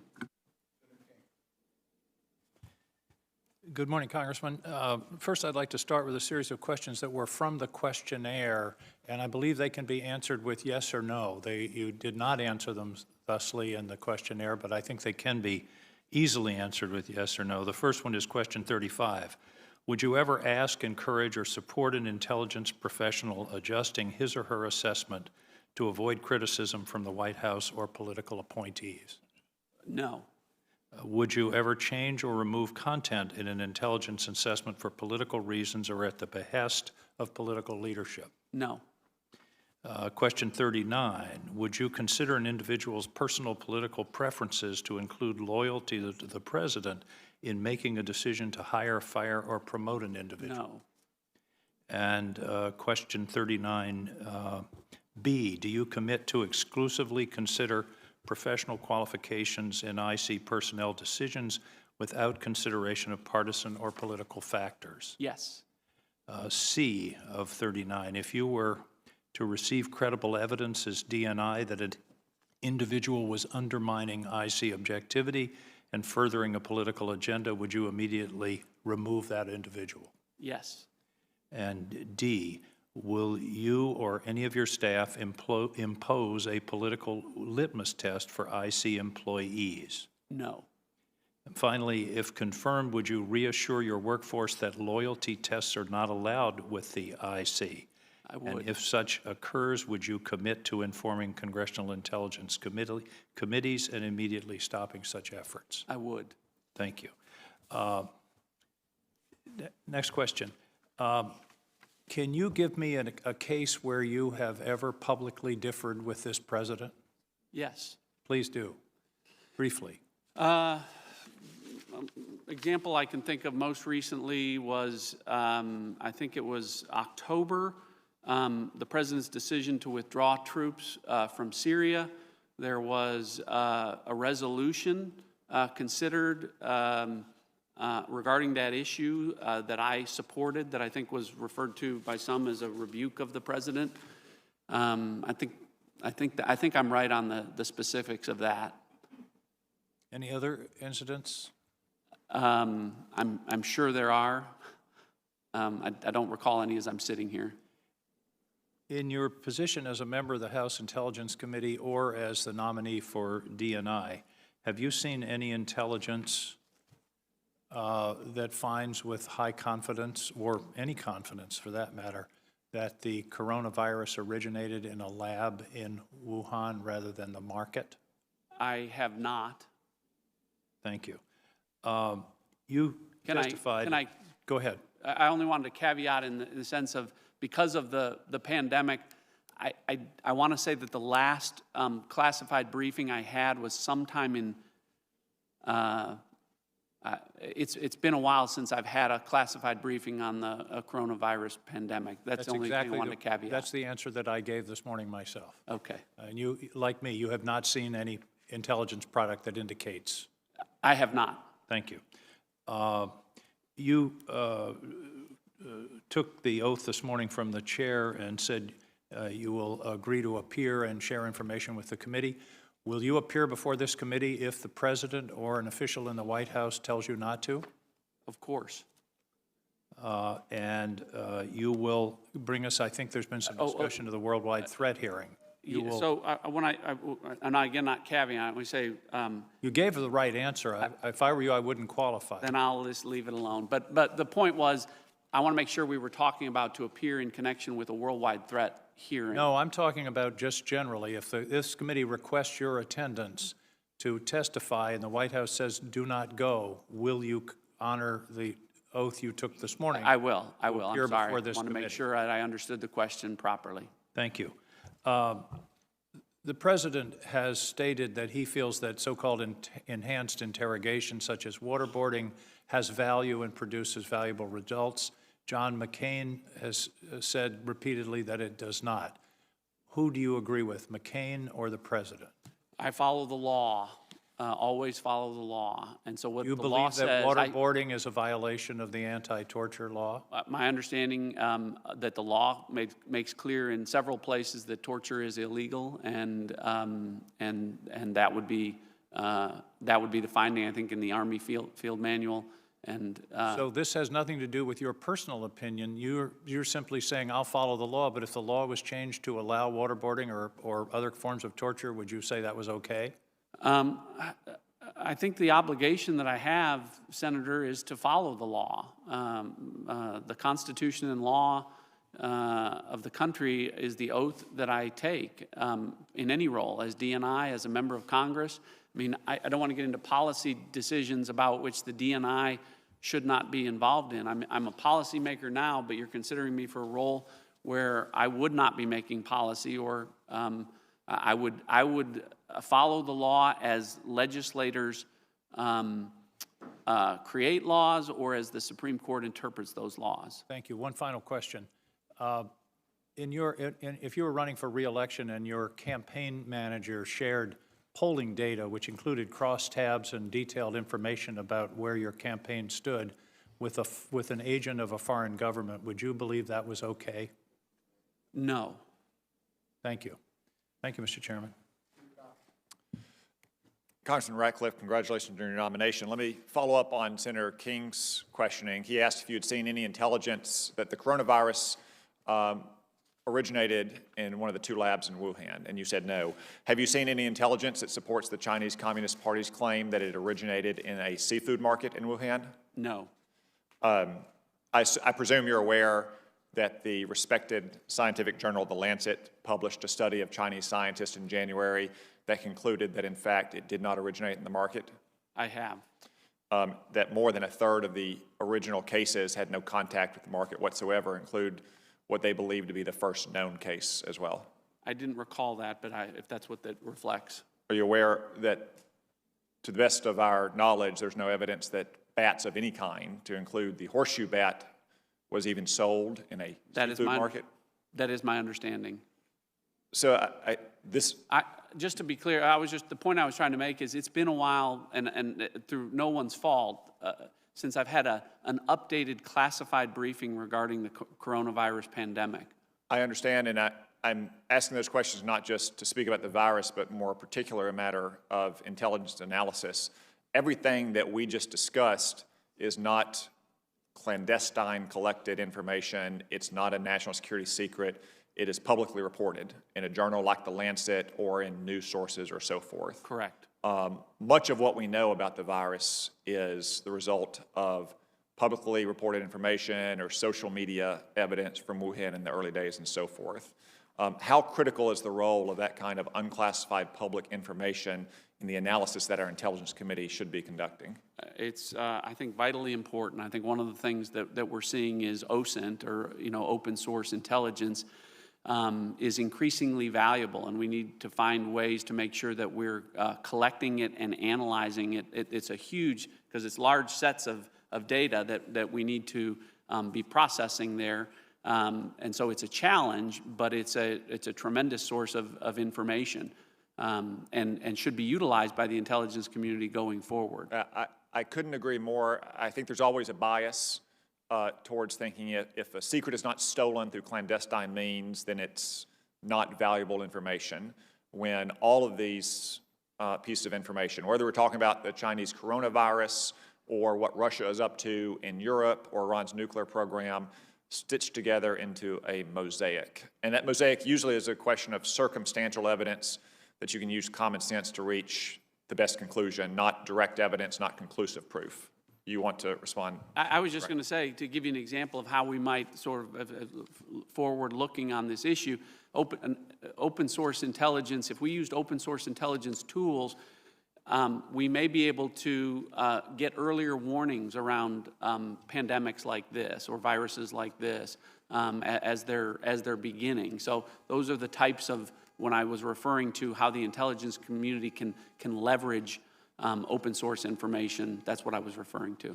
Now, moving on to one of the Director of National Intelligence chief responsibilities, which is setting the priorities for the kind of intelligence our nation needs to collect. Last week, the acting Director of National Intelligence released a statement saying, the intelligence community will continue to rigorously examine emerging information and intelligence to determine whether the outbreak began through contact with infected animals or if it was a result of an accident at a laboratory in Wuhan. The New York Times subsequently reported that senior National Security Council officials urged the intelligence community to collect additional information to the extent possible on the origin and cause of the Wuhan pandemic. The New York Times and other media outlets have somehow suggested that would be inappropriate. Is it inappropriate for the President to set collection priorities on what he thinks is urgent national questions, and for you as DNI to drive those priorities as best you can, given the facts that our intelligence officers are able to gather? That would be appropriate. I think that would be completely and totally appropriate. That's exactly what we would expect the Cabinet, or the President and his senior National Security Cabinet members to do. One final question I have. I've heard a lot of questions about this on both sides today. You're obviously a politician right now. You got an R after your name. Some people have raised the question whether you can separate politics from intelligence. We've discussed in the past that this has been done successfully at times. If you look at someone like Leon Panetta, who's a pretty partisan guy when he was in the Congress and when he was Bill Clinton's chief of staff, but was an outstanding director of the Central Intelligence Agency. Or if you look at it from the other way, take someone like Bob Gates, lifelong intelligence professional, but since he's left the government, it's pretty clear to everyone that he's a Republican, and he's supported Republican candidates for office since he got out of office, even though he served in a Democratic administration. So I just want to point out, even those are not the DNI job, but the Director of Central Intelligence job, they have a similar need for separating politics from intelligence, and that this is something that can be done and that has been done in the past. And wanted to see if you have comments about those precedents or how you'll separate politics from intelligence. Well, I appreciate the question, Senator, and Earlier, I talked about the fact that I very much love representing the people here in Congress, but I held an apolitical job before as U.S. Attorney, one where I represented the United States and neither party, and kept both parties out of everything that I did. And so I have done that and done it successfully and been highly regarded for the way that I've approached that. And I enjoyed that. And it's one of the reasons that I'm going from a safe district and asking you all to consider me as the nominee. I have every, not just every intention, but every confidence that I will do exactly as I'm telling you, that I will be entirely apolitical as the Director of National Intelligence. Thank you very much. Senator Harris. Thank you, Mr. Chairman. Congressman, the U.S. intelligence community has an important role in warning our leaders about pandemics like COVID-19, because outbreaks, of course, are not just a public health matter, but also a matter of national security. Based on public statements and reporting alone, do you believe that President Trump has accurately conveyed the severity of the threat of COVID-19 to the American people? Are you saying presently? We are in the midst of the pandemic presently, correct? Right. So repeat the question, because I guess I'm misunderstanding. I'm sorry. Has he accurately reflected the status of the pandemic? Conveyed the severity of the pandemic, yes. Has he accurately conveyed the severity of COVID-19 to the American people? I believe so. You do. And according to April 27, 2020 Washington Post article, President Trump received upwards of a dozen briefings on COVID-19 from the U.S. intelligence agencies between January and February of this year, during which time he repeatedly denied the severity of the threat. On January 22nd, he said, quote, "We have it totally under control." On February 22nd or 26th, he insisted that the number of cases would be, quote, "close to zero within a number of days." As recently as March 10th, the president stated, quote, "Just stay calm, it will go away." And I'm sure you're familiar with the most recent reports, including today, that we may see as many as 3,000 deaths a day in America because of COVID-19. What would you do, if confirmed, if you believed the president was not taking the warnings from the intelligence community seriously? Senator, the intelligence that I would deliver as the Director of National Intelligence, the statements that the president said this, none of those things will influence the intelligence that I deliver to this committee and the committee in the House and members of Congress. I made the point in my opening, this is one of the highest, the first priorities is getting answers to the American people who deserve answers, and you do as a member of the Oversight Committee, and I do if I'm still a member of the Oversight Committee. And whatever those answers are, Senator, you will get them. They won't be shaded, regardless of what anyone says. I will say this, one of the things that I've learned as a nominee is that members of the intelligence community will tell you things that they wouldn't tell you as an oversight, as an overseer of intelligence. And the thing that I want to make clear to all the members here is the concern of the men and women in the intelligence community is they don't want to be leveraged by anyone on either side of the aisle. Well, with all due respect, sir, in my experience being on the Intelligence Committee in the United States Senate, the Intelligence community has been pretty forthright with us when we ask them questions in our role of oversight. So what exactly are you referring to?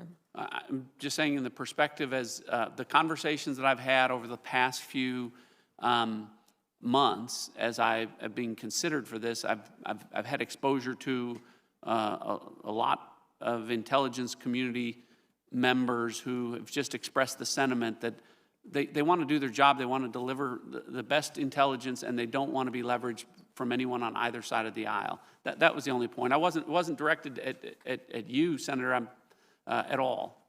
Oh, no, I didn't take it that way. Okay. And how long have you been serving on the House Intelligence Committee? A year and 5 months, I guess. Okay, you were appointed to that committee in 2019, correct? Yes. Okay. And then in our fourth report on Russian interference into the 2016 election, this committee has once again reaffirmed the unanimous consensus of 17 intelligence agencies that Russia interfered with the aim of benefiting then-candidate Trump's political campaign. However, you and other allies of the president have sought to cast doubt on the consensus conclusions, raising concerns for many of us about your ability to be unbiased, which is a necessity to head the DNI.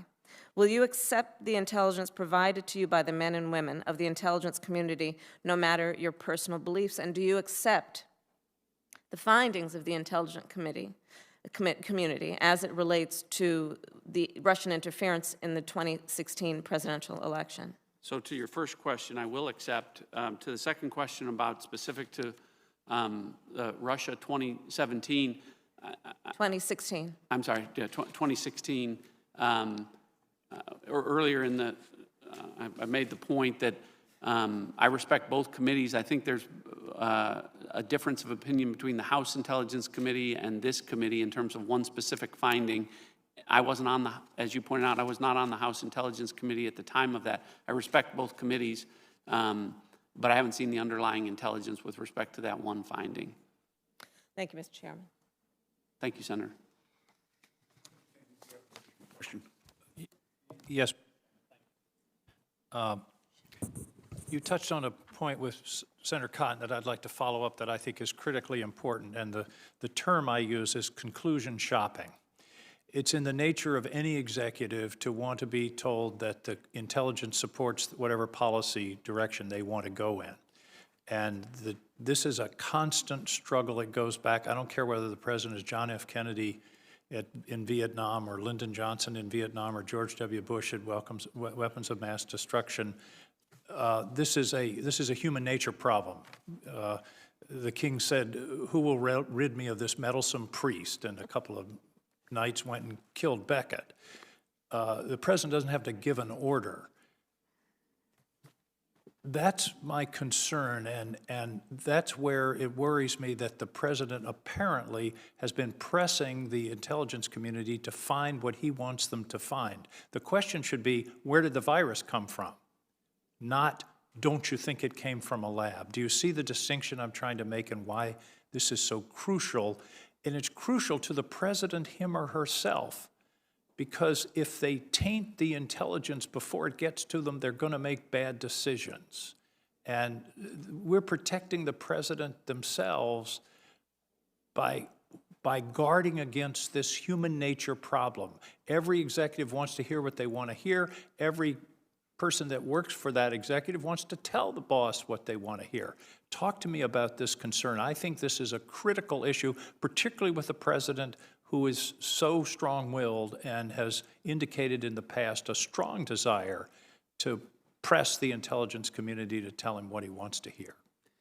Well, Senator, I appreciate the question, and I appreciate the fact that we had a chance to visit about this on the phone, and you've made it clear that this is one aspect of politicization of the intelligence community, sometimes that happens even unintentionally. Absolutely. And I share the sentiment or the concern generally. And I've tried to make it clear in our conversations, or our conversation about that I agree with the sentiment and how I intend to approach this. I can't comment on things that haven't happened yet. I'm trying to make clear my approach to how I will deal with the issue. And I think I've been very clear that what anyone wants the intelligence to say won't impact the intelligence they get from me that I deliver. I don't know if... I would suggest, and I'll close with this, that if you give information to the president that isn't accurate, that isn't unvarnished, that is an act of disloyalty to the president, let alone to the Constitution. Thank you. Thank you. Congressman, I appreciate it. I appreciate you. Thank you, Senator King. Before we transition to our last block today, I want to remind members we'll get together at 2 o'clock for a closed session in the CVC Senate Intel Committee. I want to turn to myself for one additional question for the Congressman, and then I'll turn to the Vice Chairman for one additional question before we turn to our last block. Congressman, your experience on the House Intelligence Committees illustrated the importance of comprehensive oversight.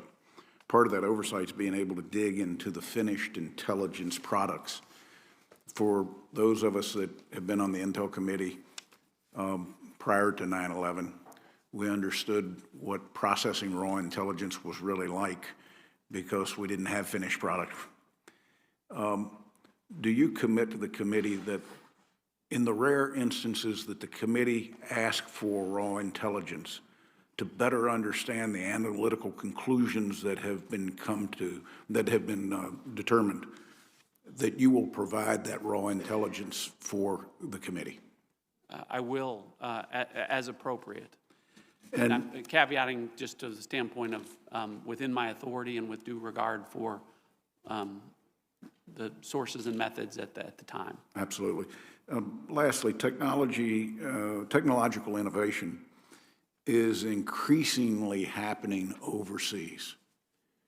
The Vice Chairman and I have been incredibly active on the issue of 5G, not because of the jurisdiction of the committee, but because the Intelligence Committee, both in the House and the Senate, is unique in the fact that we see trends before the policy committees do.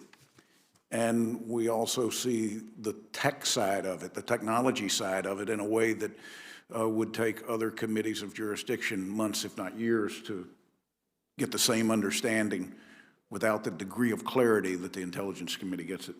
What's your view on how the intelligence community should engage with the private sector on technological innovation?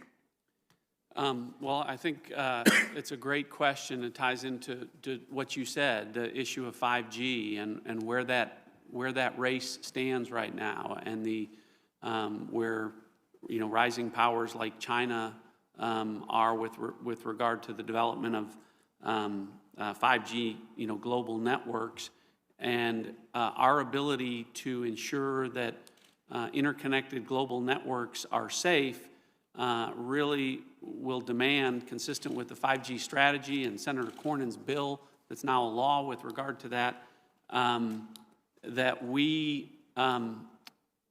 work harder to work with the private sector and take advantage of the technology expertise that we need there to make sure that we're first in all of these places. When we talk about emerging technologies, Chairman,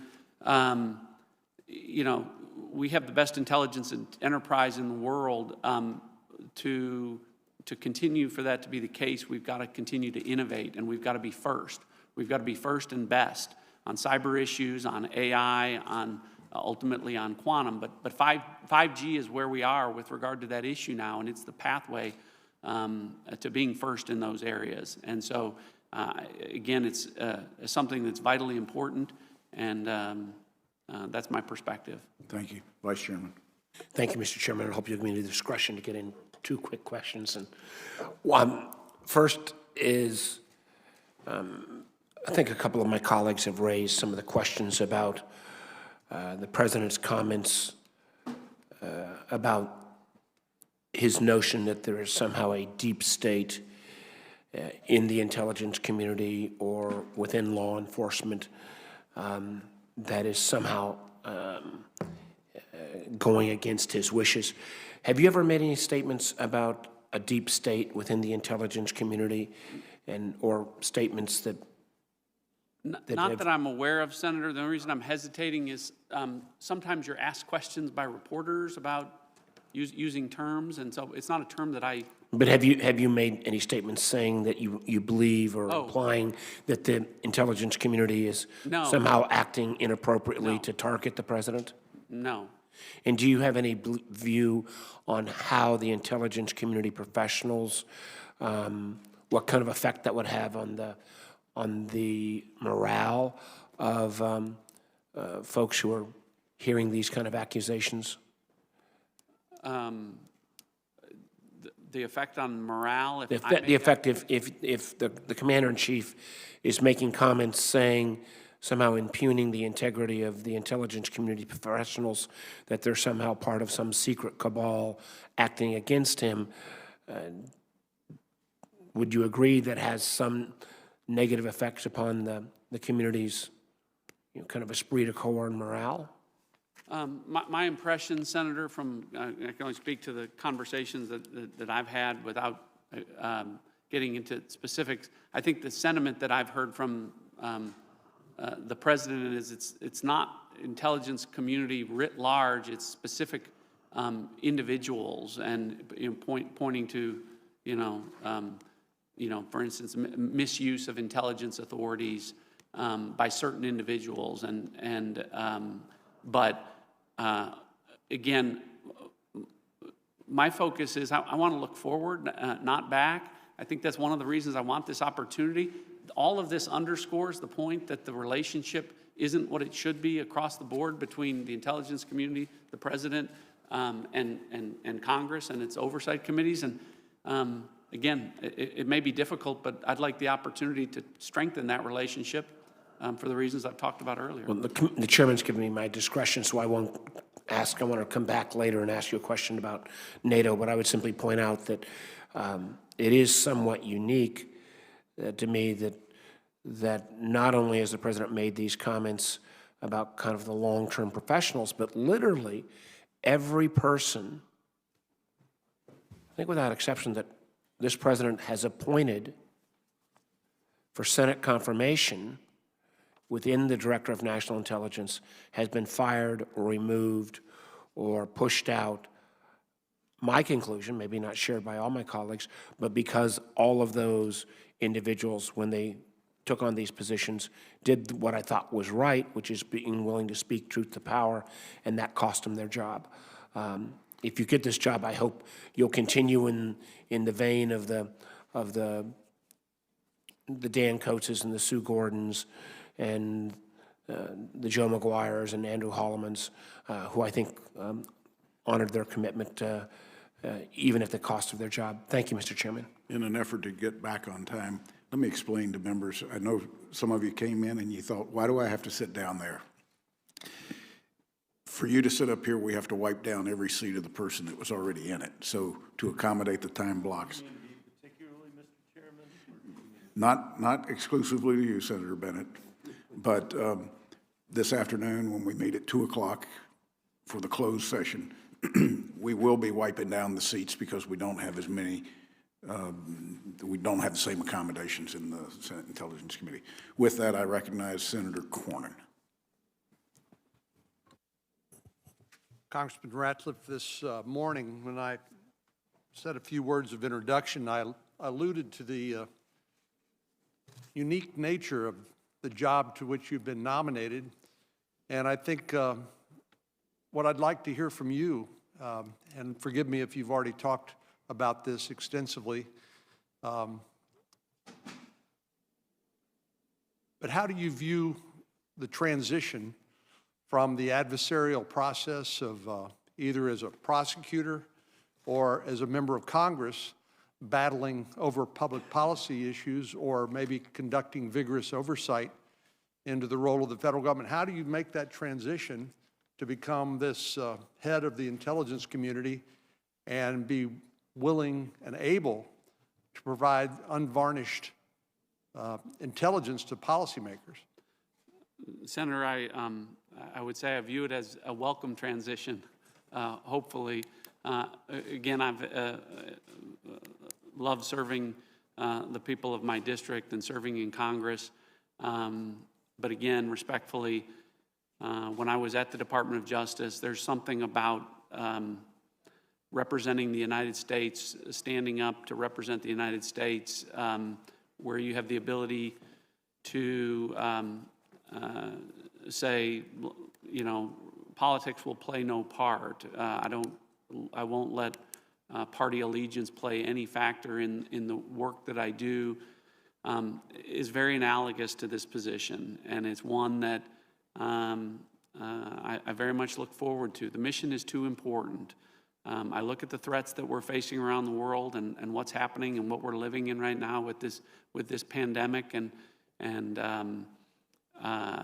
you know, we will only continue to be the world superpower if we have the best intelligence enterprise, and it has to be one that's apolitical.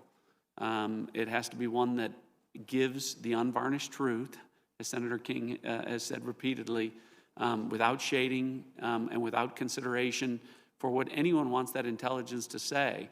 And I've been in that role, and that's what I would offer in terms of reassurance, in terms of my time at the Justice Department and leading, again, a federated enterprise, you know, not to the scope and size of the intelligence community, but a U.S. Attorney's Office is significant. And to put it in perspective, there's 435 congressional districts the country is divided up into.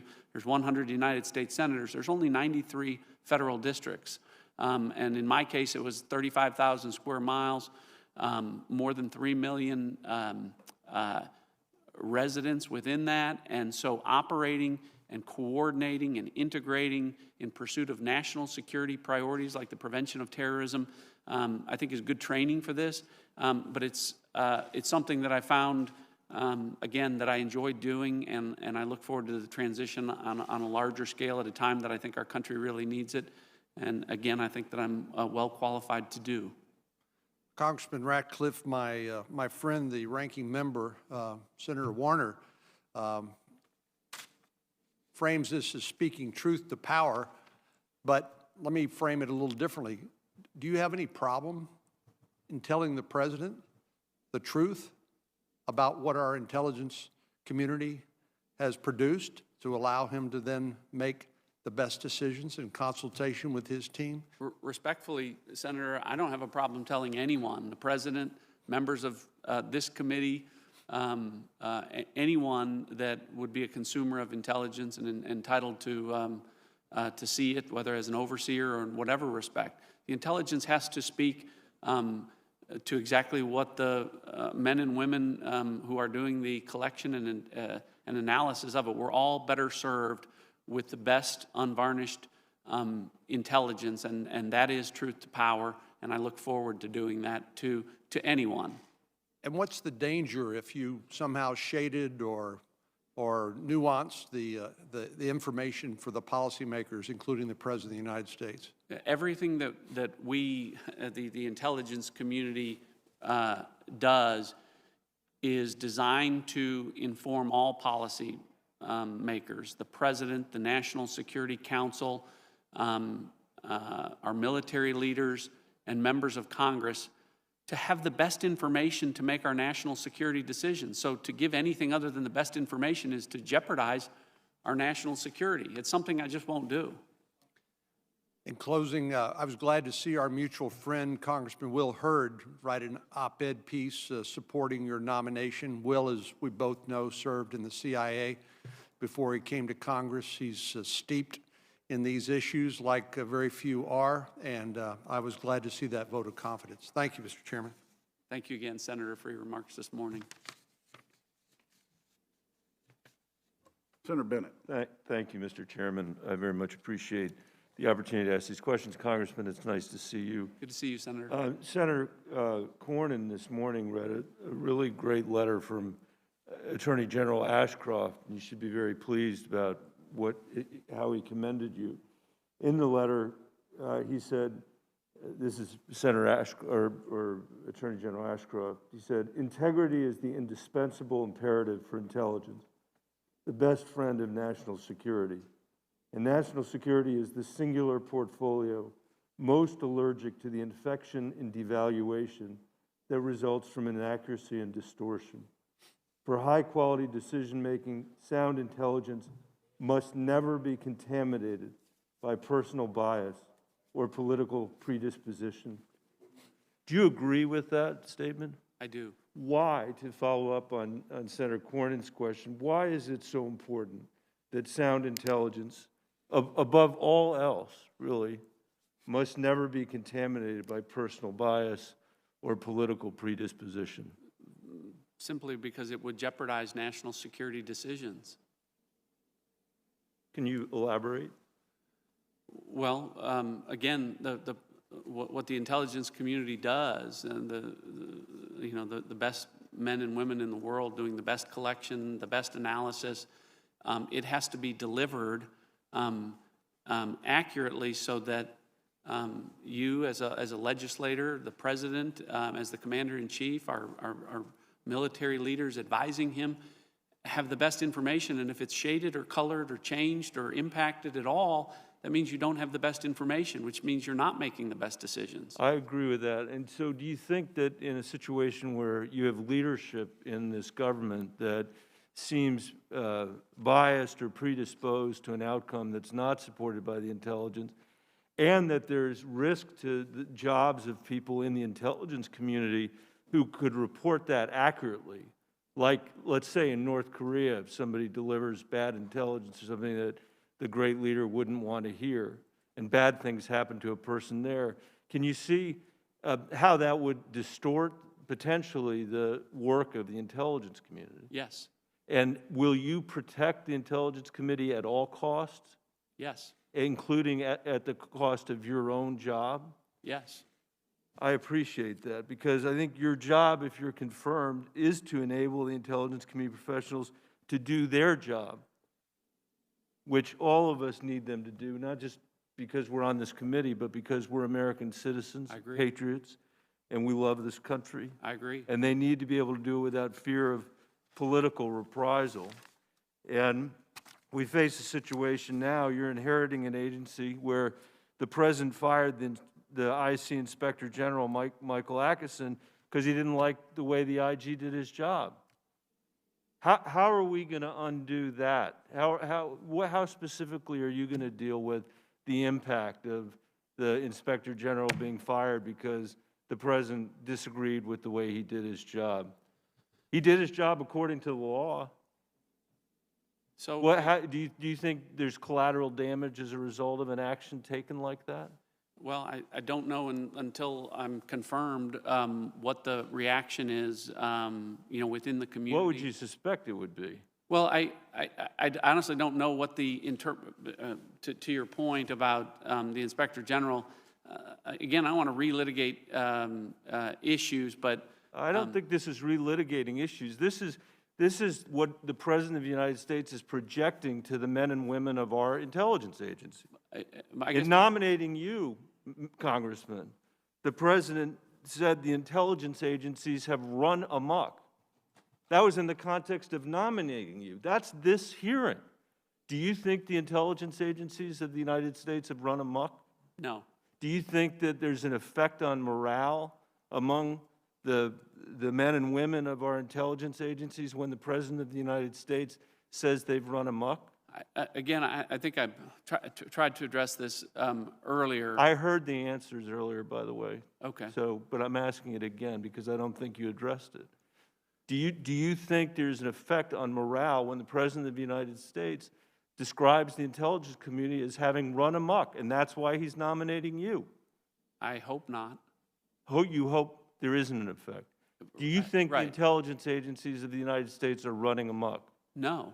Do you think will be your responsibility if you're confirmed for this position when you disagree with the President on something so important as whether our intelligence agencies have run amok, that you will say so on the public record? As I have said, I think many times, Senator, it doesn't matter what the President says or what any Nancy Pelosi, Mitch McConnell. I heard you say that before. I think there is no equivalent between the chief law enforcement officer of this country, the commander-in-chief, saying what he says, and with all respect to the people around this table, what a politician in Congress might say. Although I will say, I think there are constructive ways of serving in Congress and unconstructive ways. This idea that we're accepting that people are just going to be bitter partisans because they're in Congress, I actually don't accept that. I think it reflects poorly on us when we do. But I still would like to have an answer to the question. If you disagree, if the President said tomorrow that the intelligence agencies in this country have run amok, would you publicly disagree with what the President said? Nothing the President says will impact the delivery of the intelligence. That's not the question that I asked. would I, If the president says this afternoon that the intelligence agencies in this country are running amok, will you publicly disagree with the president? I will give the president my best intelligence, unvarnished. I don't know if I'm not understanding how I'm not answering. I think that would meet the Ashcroft test. I think that if you couldn't do it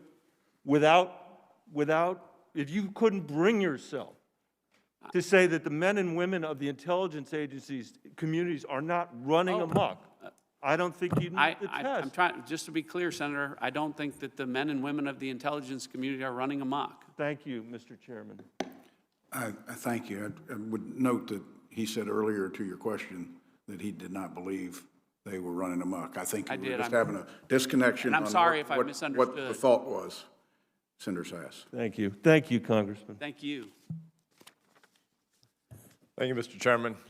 Congressman, congratulations on your nomination. Senator Cornyn underscored the Will Hurd op-ed. I think it's very important, and I hope that folks here read that as well. Congressman Hurd's obviously widely respected on these issues. Thanks for the time that we've had over the last few weeks. In the classified session, I'm going to ask you some more questions to press you on whether you think the ODNI works right now, whether it's a functioning bureaucratic layer or whether it's an encumbrance, whether the post-9/11 reasons that it were created are actually being advanced. But one of the specific pieces of that we'll talk about in a classified setting that I want to unpack more fully here is, you know it's my view, there's no more pressing national security threat the United States faces than the next decade of the tech race with China. And all 17 of our intelligence agencies, but especially the CIA and the NSA, are getting that message, and they're ramping it up. But we've been talking about a pivot to China for 10 or 15 years in this country, and I think the agencies are still slow to devote sufficient mind share, money, personnel, et cetera, to the China threat. So in this public setting, a rare thing for the intelligence community, where you get to speak directly to the American people, can you explain what the Made in China 2025 initiative is and why China's pursuing it and whether the American people should be concerned? Sure. Thanks for the question, Senator. And you and I have talked, and earlier I identified China as the greatest threat that we face, the greatest threat actor that we face moving forward for the exact reasons that you've talked about. Made in China 2025 is one of many initiatives that the Chinese government, the Belt and Road Initiative, the Military Civil Fusion Initiative, the all initiatives of the same, or all spokes of the same initiative for China to supplant us as the global power in all respects. And so, you know, it's why I think you and I agree that China is the rising threat, and why we have to look at the national intelligence policy framework and our budgeting and our resource allocation to make sure that we're dedicating towards all of these different initiatives where an authoritarian regime wants to set the marketplace rules, as they do with Made in China 2025, where they want Chinese companies dominating industry across 10 different sectors, just as they want with the military fusion, Chinese companies gathering and collecting intelligence and sharing it with the Chinese Communist Party. Whereas with Belt and Road, they want to dominate all of the hubs for trade routes and telecommunications. All of these things are China trying to essentially supplant free marketplace standards and values like liberty and free speech and all of the things that we have with authoritarian values that are reflected in some of the things that are happening in this COVID-19 pandemic. Yeah, before we get to the way they're using coronavirus and COVID, just stay for a second at the Chinese Communist Party's use of tech and maybe emphasize AI in particular. How do the communists who lead China, and to be clear, when U.S. businesses pretend that there is a public-private sector distinction in China, they're exaggerating. There is not much of a public-private sector distinction in China, but it's understandable, both because U.S. companies want those markets, 1.4 billion people and 400 million are middle class. There are more middle-class people in China than in the U.S. Of our 325 million, only about 250 are middle class. So there's a lot of consumers in China. It makes sense that U.S. producers would be interested in having access to those markets. But also, it's important for us to always underscore that our opponent here is not the Chinese people. Our opponent is the communist leadership of China. But what is the Communist Party trying to do with tech and with AI in particular? So we'll use an example, because I'll start with 5G, because 5G leads to AI, AI leads to quantum. And to your point about where the Chinese Communist Party stops and starts, it's hard to tell with a company like Huawei. And if Huawei has an obligation to share information under Chinese law with the Chinese Communist Party, and they are creating global networks, and our information is going over those lines, and our allies that we're sharing information with, that's jeopardizing our information, it's jeopardizing our troops. All of these things are basically put at risk with respect to that. And so, you know, again, this is just why you are so correct, Senator, in terms of making sure that we are balanced in terms of where we are investing in terms of the global threat landscape, pandemic, you know, 5G, AI, I don't want to say all roads to lead to China, but a lot of them do. What are the technical fields that you're most concerned about them being at or equal to us in terms of their long-term plotting against us? A generation, I think Eric Schmidt, the former executive chairman of Google, regularly talks about a tech generation as being 18-ish months.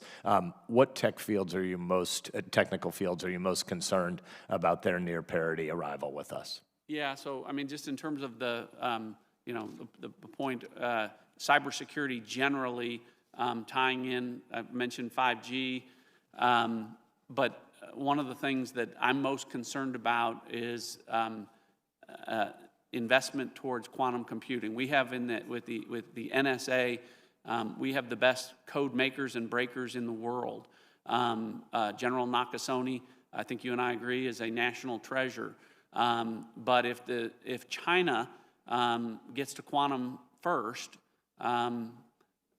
we're in trouble. And so that, for me, was one of the, when we look at investments and looking forward and the challenges that we face, and the fact that China's investing more towards those technologies than the United States presently, we need to rebalance. I'm going to give it back to the chairman here, but I just want to underscore the point you just made. I'm a small government guy, but we are radically underinvesting in a lot of the fields that you just mentioned. Paul Nakasone is an absolute national treasure, but the team he leads at the NSA, lots of their work is made obsolete if the quantum race is won by China, and we're underinvesting in that space. Thanks. I look forward to the classified time this afternoon. Thank you. Senator Reid. Thank you, Mr. Chairman. Welcome, Congressman. Thank you. In your view, have we made progress in reversing North Korea's nuclear proliferation and nuclear development? I view North Korea as the same danger that they have been. I understand and I appreciate the diplomatic negotiations that are taking place, and I hope that you know, that there might be some concessions about their nuclear weapons in exchange for sanctions relief. But I can't address whether or not we've made progress with respect to that or not. You know, given the information that I've been privy to at this point, perhaps it, you know, if confirmed as DNI, and I had a chance to visit with Secretary Pompeo, and because I think there's a diplomatic piece here that I don't know that I can't speak to, that I don't know the answer to. Changing subject now for Iran, were they in compliance with the JCPOA when the president withdrew? I'm not sure. I might have to. I don't know technically if they were out of compliance at the time. Well, since that time, do you think their activities have become more malign since the withdrawal by the United States from the JP? I think Iran has become increasingly desperate as a result of the maximum pressure campaign, and I think that that's reflected in the fact that we see more provoking activity from them. Not just, when you talk about Iran, you have to really look across. You're talking about Yemen, you're talking about Syria, you're talking about their proxies around. It's a regional issue, and they're getting more aggressive everywhere. Because I think that they're increasingly more desperate. The internal strife that is going on in that regime, one of the common ways to deal with the internal conflict that's happening is to try and coalesce around an outside adversary, and the U.S. and our interests in that region provide that. That's how they're trying to maintain control. I will say this, Senator, I think that this is one of the things when I talk about the impacts of a COVID-19 pandemic, where in places all around the world, but in the Middle East, where you already have social unrest and a chance for upheaval, those conditions can get sharper, where you have what we believe is, underreporting in Iran with respect to the impact of COVID-19.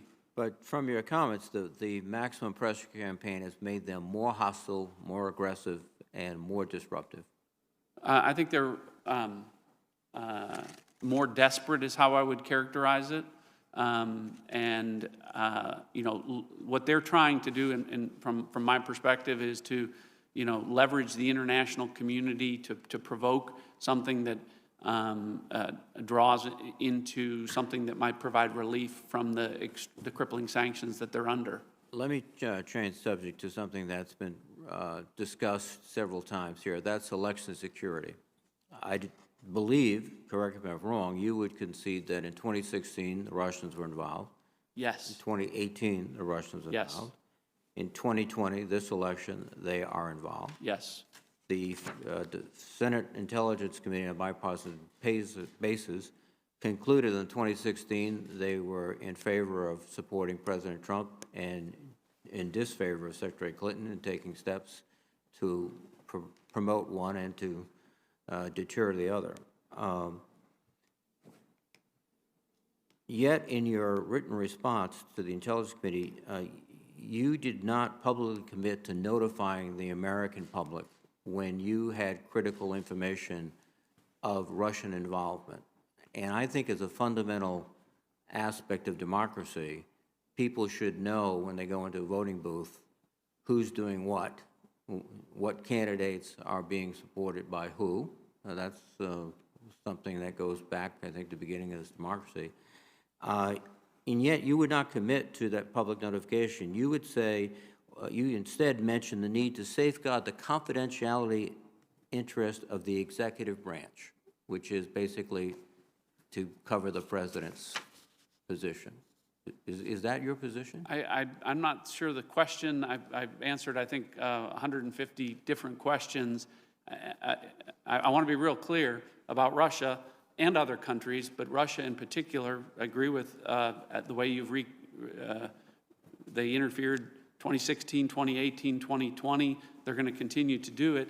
I'm for safe, secure, credible elections, and would do everything I can as DNI to ensure that they are not successful. So I don't know the question and answer in specific that you're referring to, but if I need to elaborate or clarify. Well, I think you should review your written responses because the quote is, safeguard the confidentiality interests of the executive branch will be considered, which sounds a lot like the president comes first, and then if it doesn't really bother him, then I'll let it go. Well, that was certainly not my intent, and I'll reiterate that again, that I think I've made clear throughout. So you will publicly commit to disclosing to the American people if the intelligence community concurs with high confidence that the Russians are involved and the Russians are involved in promoting a certain candidate? If that is the conclusions of the intelligence community, if I'm confirmed as DNI, is that your question? Yes, sir. Yes. Thank you. Thank you, Mr. I thank the members. This brings to a close the public session. Congressman, let me say to you, this point is not to solicit an answer, it's to create a thought process as we venture down this road of pandemic. I, for one, believe that the private sector will look very different when we come out on the other end as companies assess productivity from work at home, the need for high-rise office buildings crammed full of people, the way we interact, I think, will change. And the private sector is very capable of making those assessments and accomplishing that type of change. I would suggest to you that when you're confirmed, now is a great opportunity to begin to think about not just reorganization of the DNI shop, but reorganization of the intelligence community, reflective of what Senator Sass said about technology. It's not just about funding technology to be competitive. It's creating a model that actually generates the type of breakthroughs that we know we need for 5G, AI. These members have heard the Vice Chairman and I talk many times. If this were 20 years ago and we were faced with a 5G issue getting started late, we would be with our Five Eyes partners throwing everything on the research bench, the best and the brightest working together, and we would create something far superior to what Huawei had, and that's how we would win the 5G war. It's not too late, but we've got to begin to think like that throughout the whole of the IC. Just because we've done it one way for 50 years doesn't mean that the future necessarily means that we've got to do it that way. And I think we've got an IC that has changed greatly, but it's leadership that enables change to happen expeditiously. So I hope you'll consider that. I will. I want to thank you, John, for your time this morning. I want to thank the members for working under this temporary construct to continue to conduct the committee's important business. I look forward to advancing your nomination rapidly and to voting in favor of your confirmation in the full Senate. Again, if any members wish to submit questions for the record after today's hearing, please do so quickly, because it's my intention to bring Congressman Ratcliff up for a vote inside the committee soon. At this point, we will recess and reconvene this afternoon in closed session in the Senate Intel room in the Capitol, SVC 217. This hearing's adjourned.